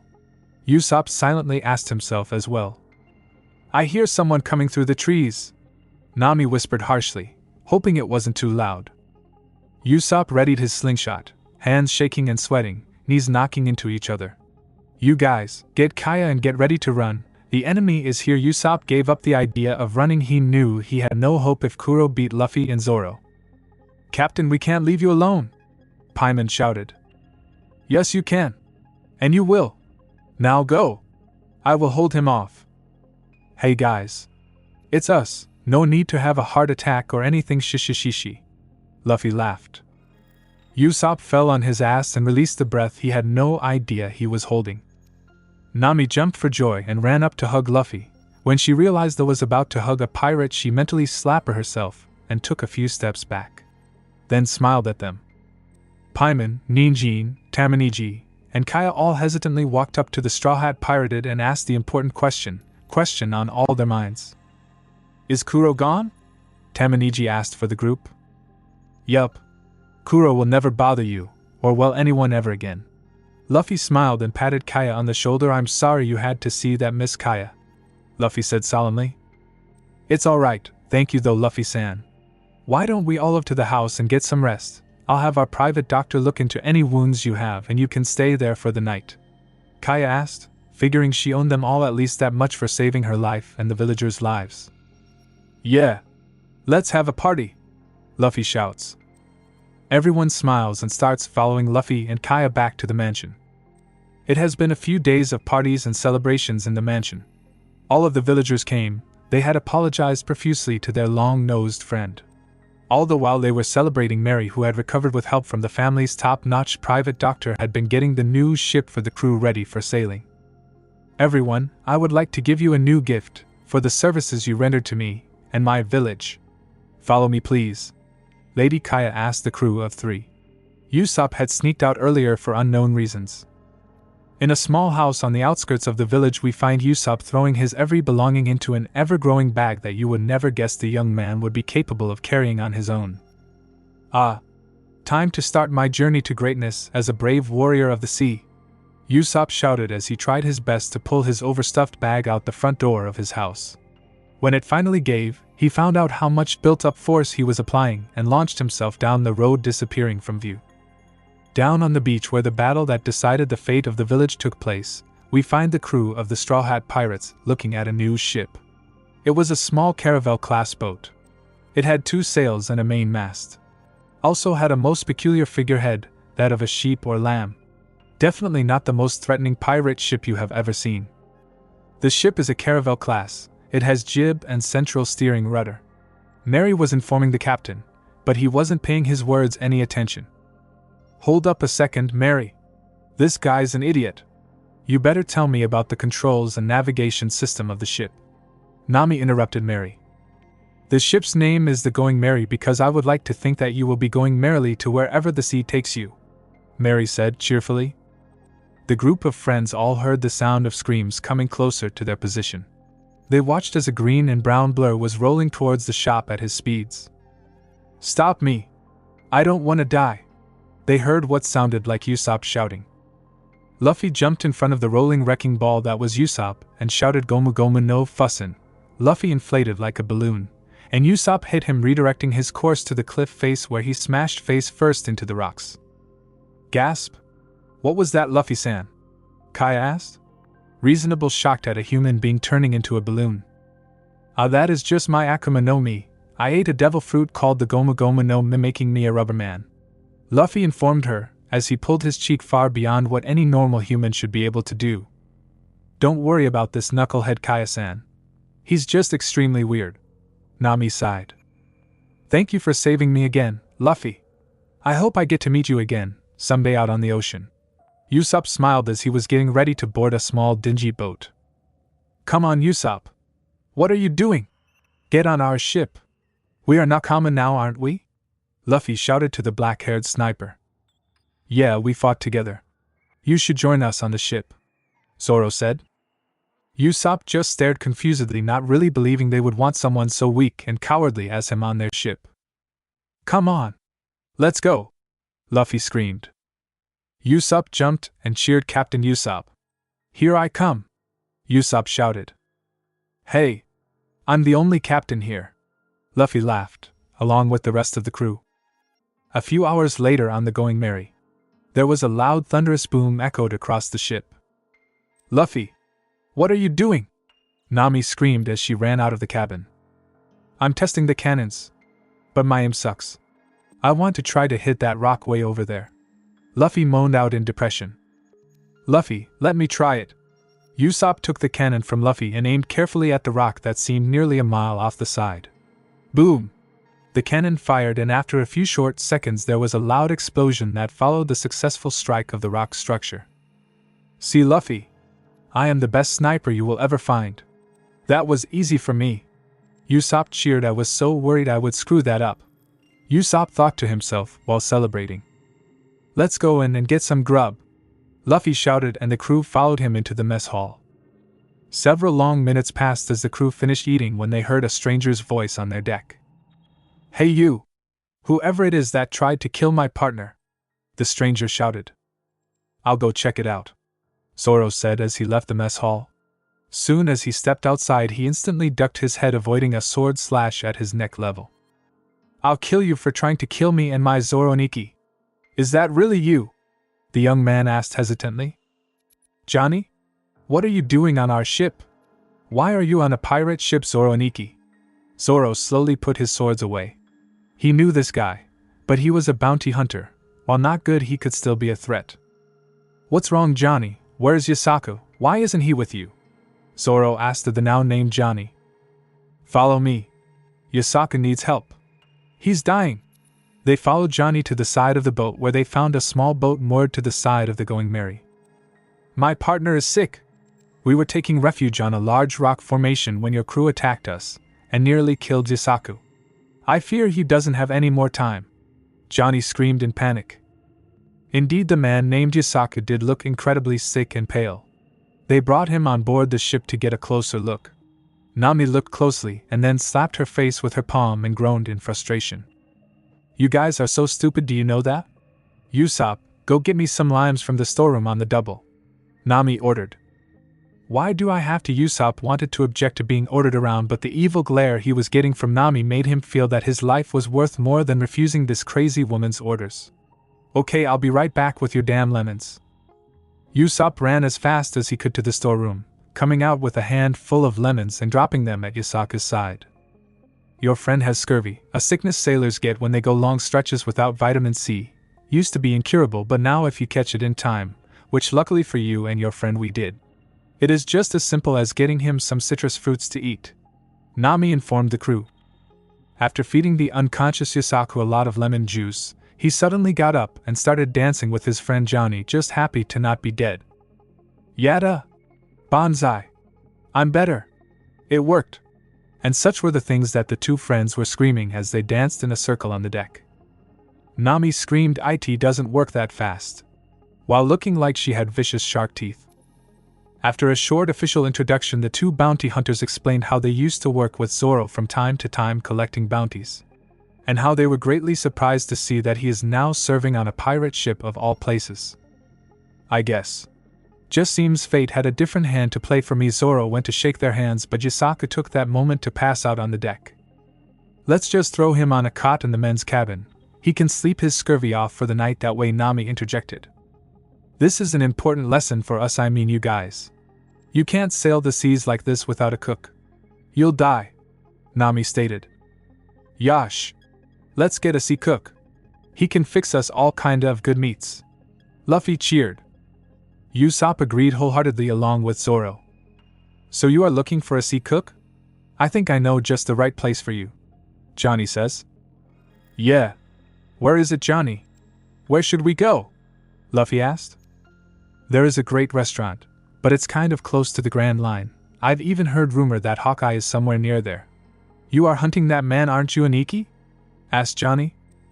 Zoro grinned and grabbed his sword in anticipation of a possible great battle in the near future. Its direction is north-northeast. Johnny pointed in the said direction. Next day, around noon, we find our crew on a heading towards the sea restaurant known as the Baratie, the home of the sea cooks. Only strong fighting cooks work at this restaurant. They need to be tough to fight off thieving pirates and cheapskates. As they were nearing the restaurant, they were being approached by a marine ship from the starboard side of the Merry. Where did they come from? Zoro wondered to himself. Right out of the blue, Nami whispered.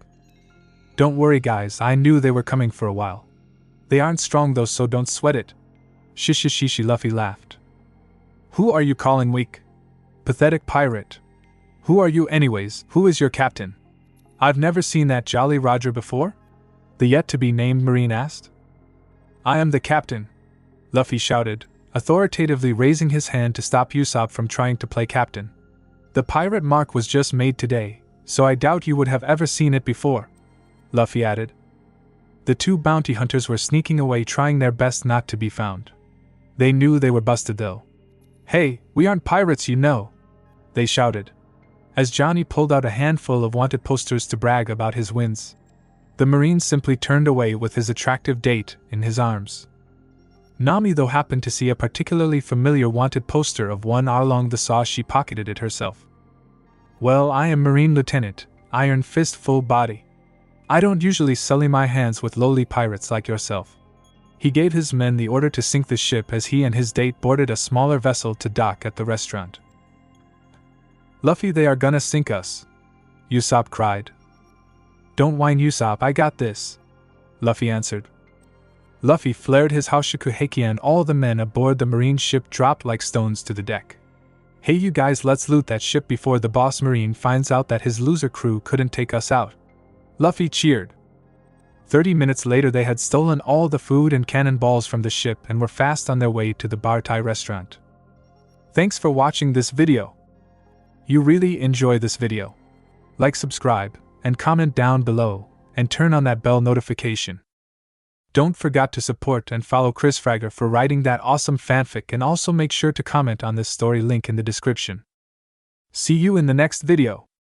Goodbye.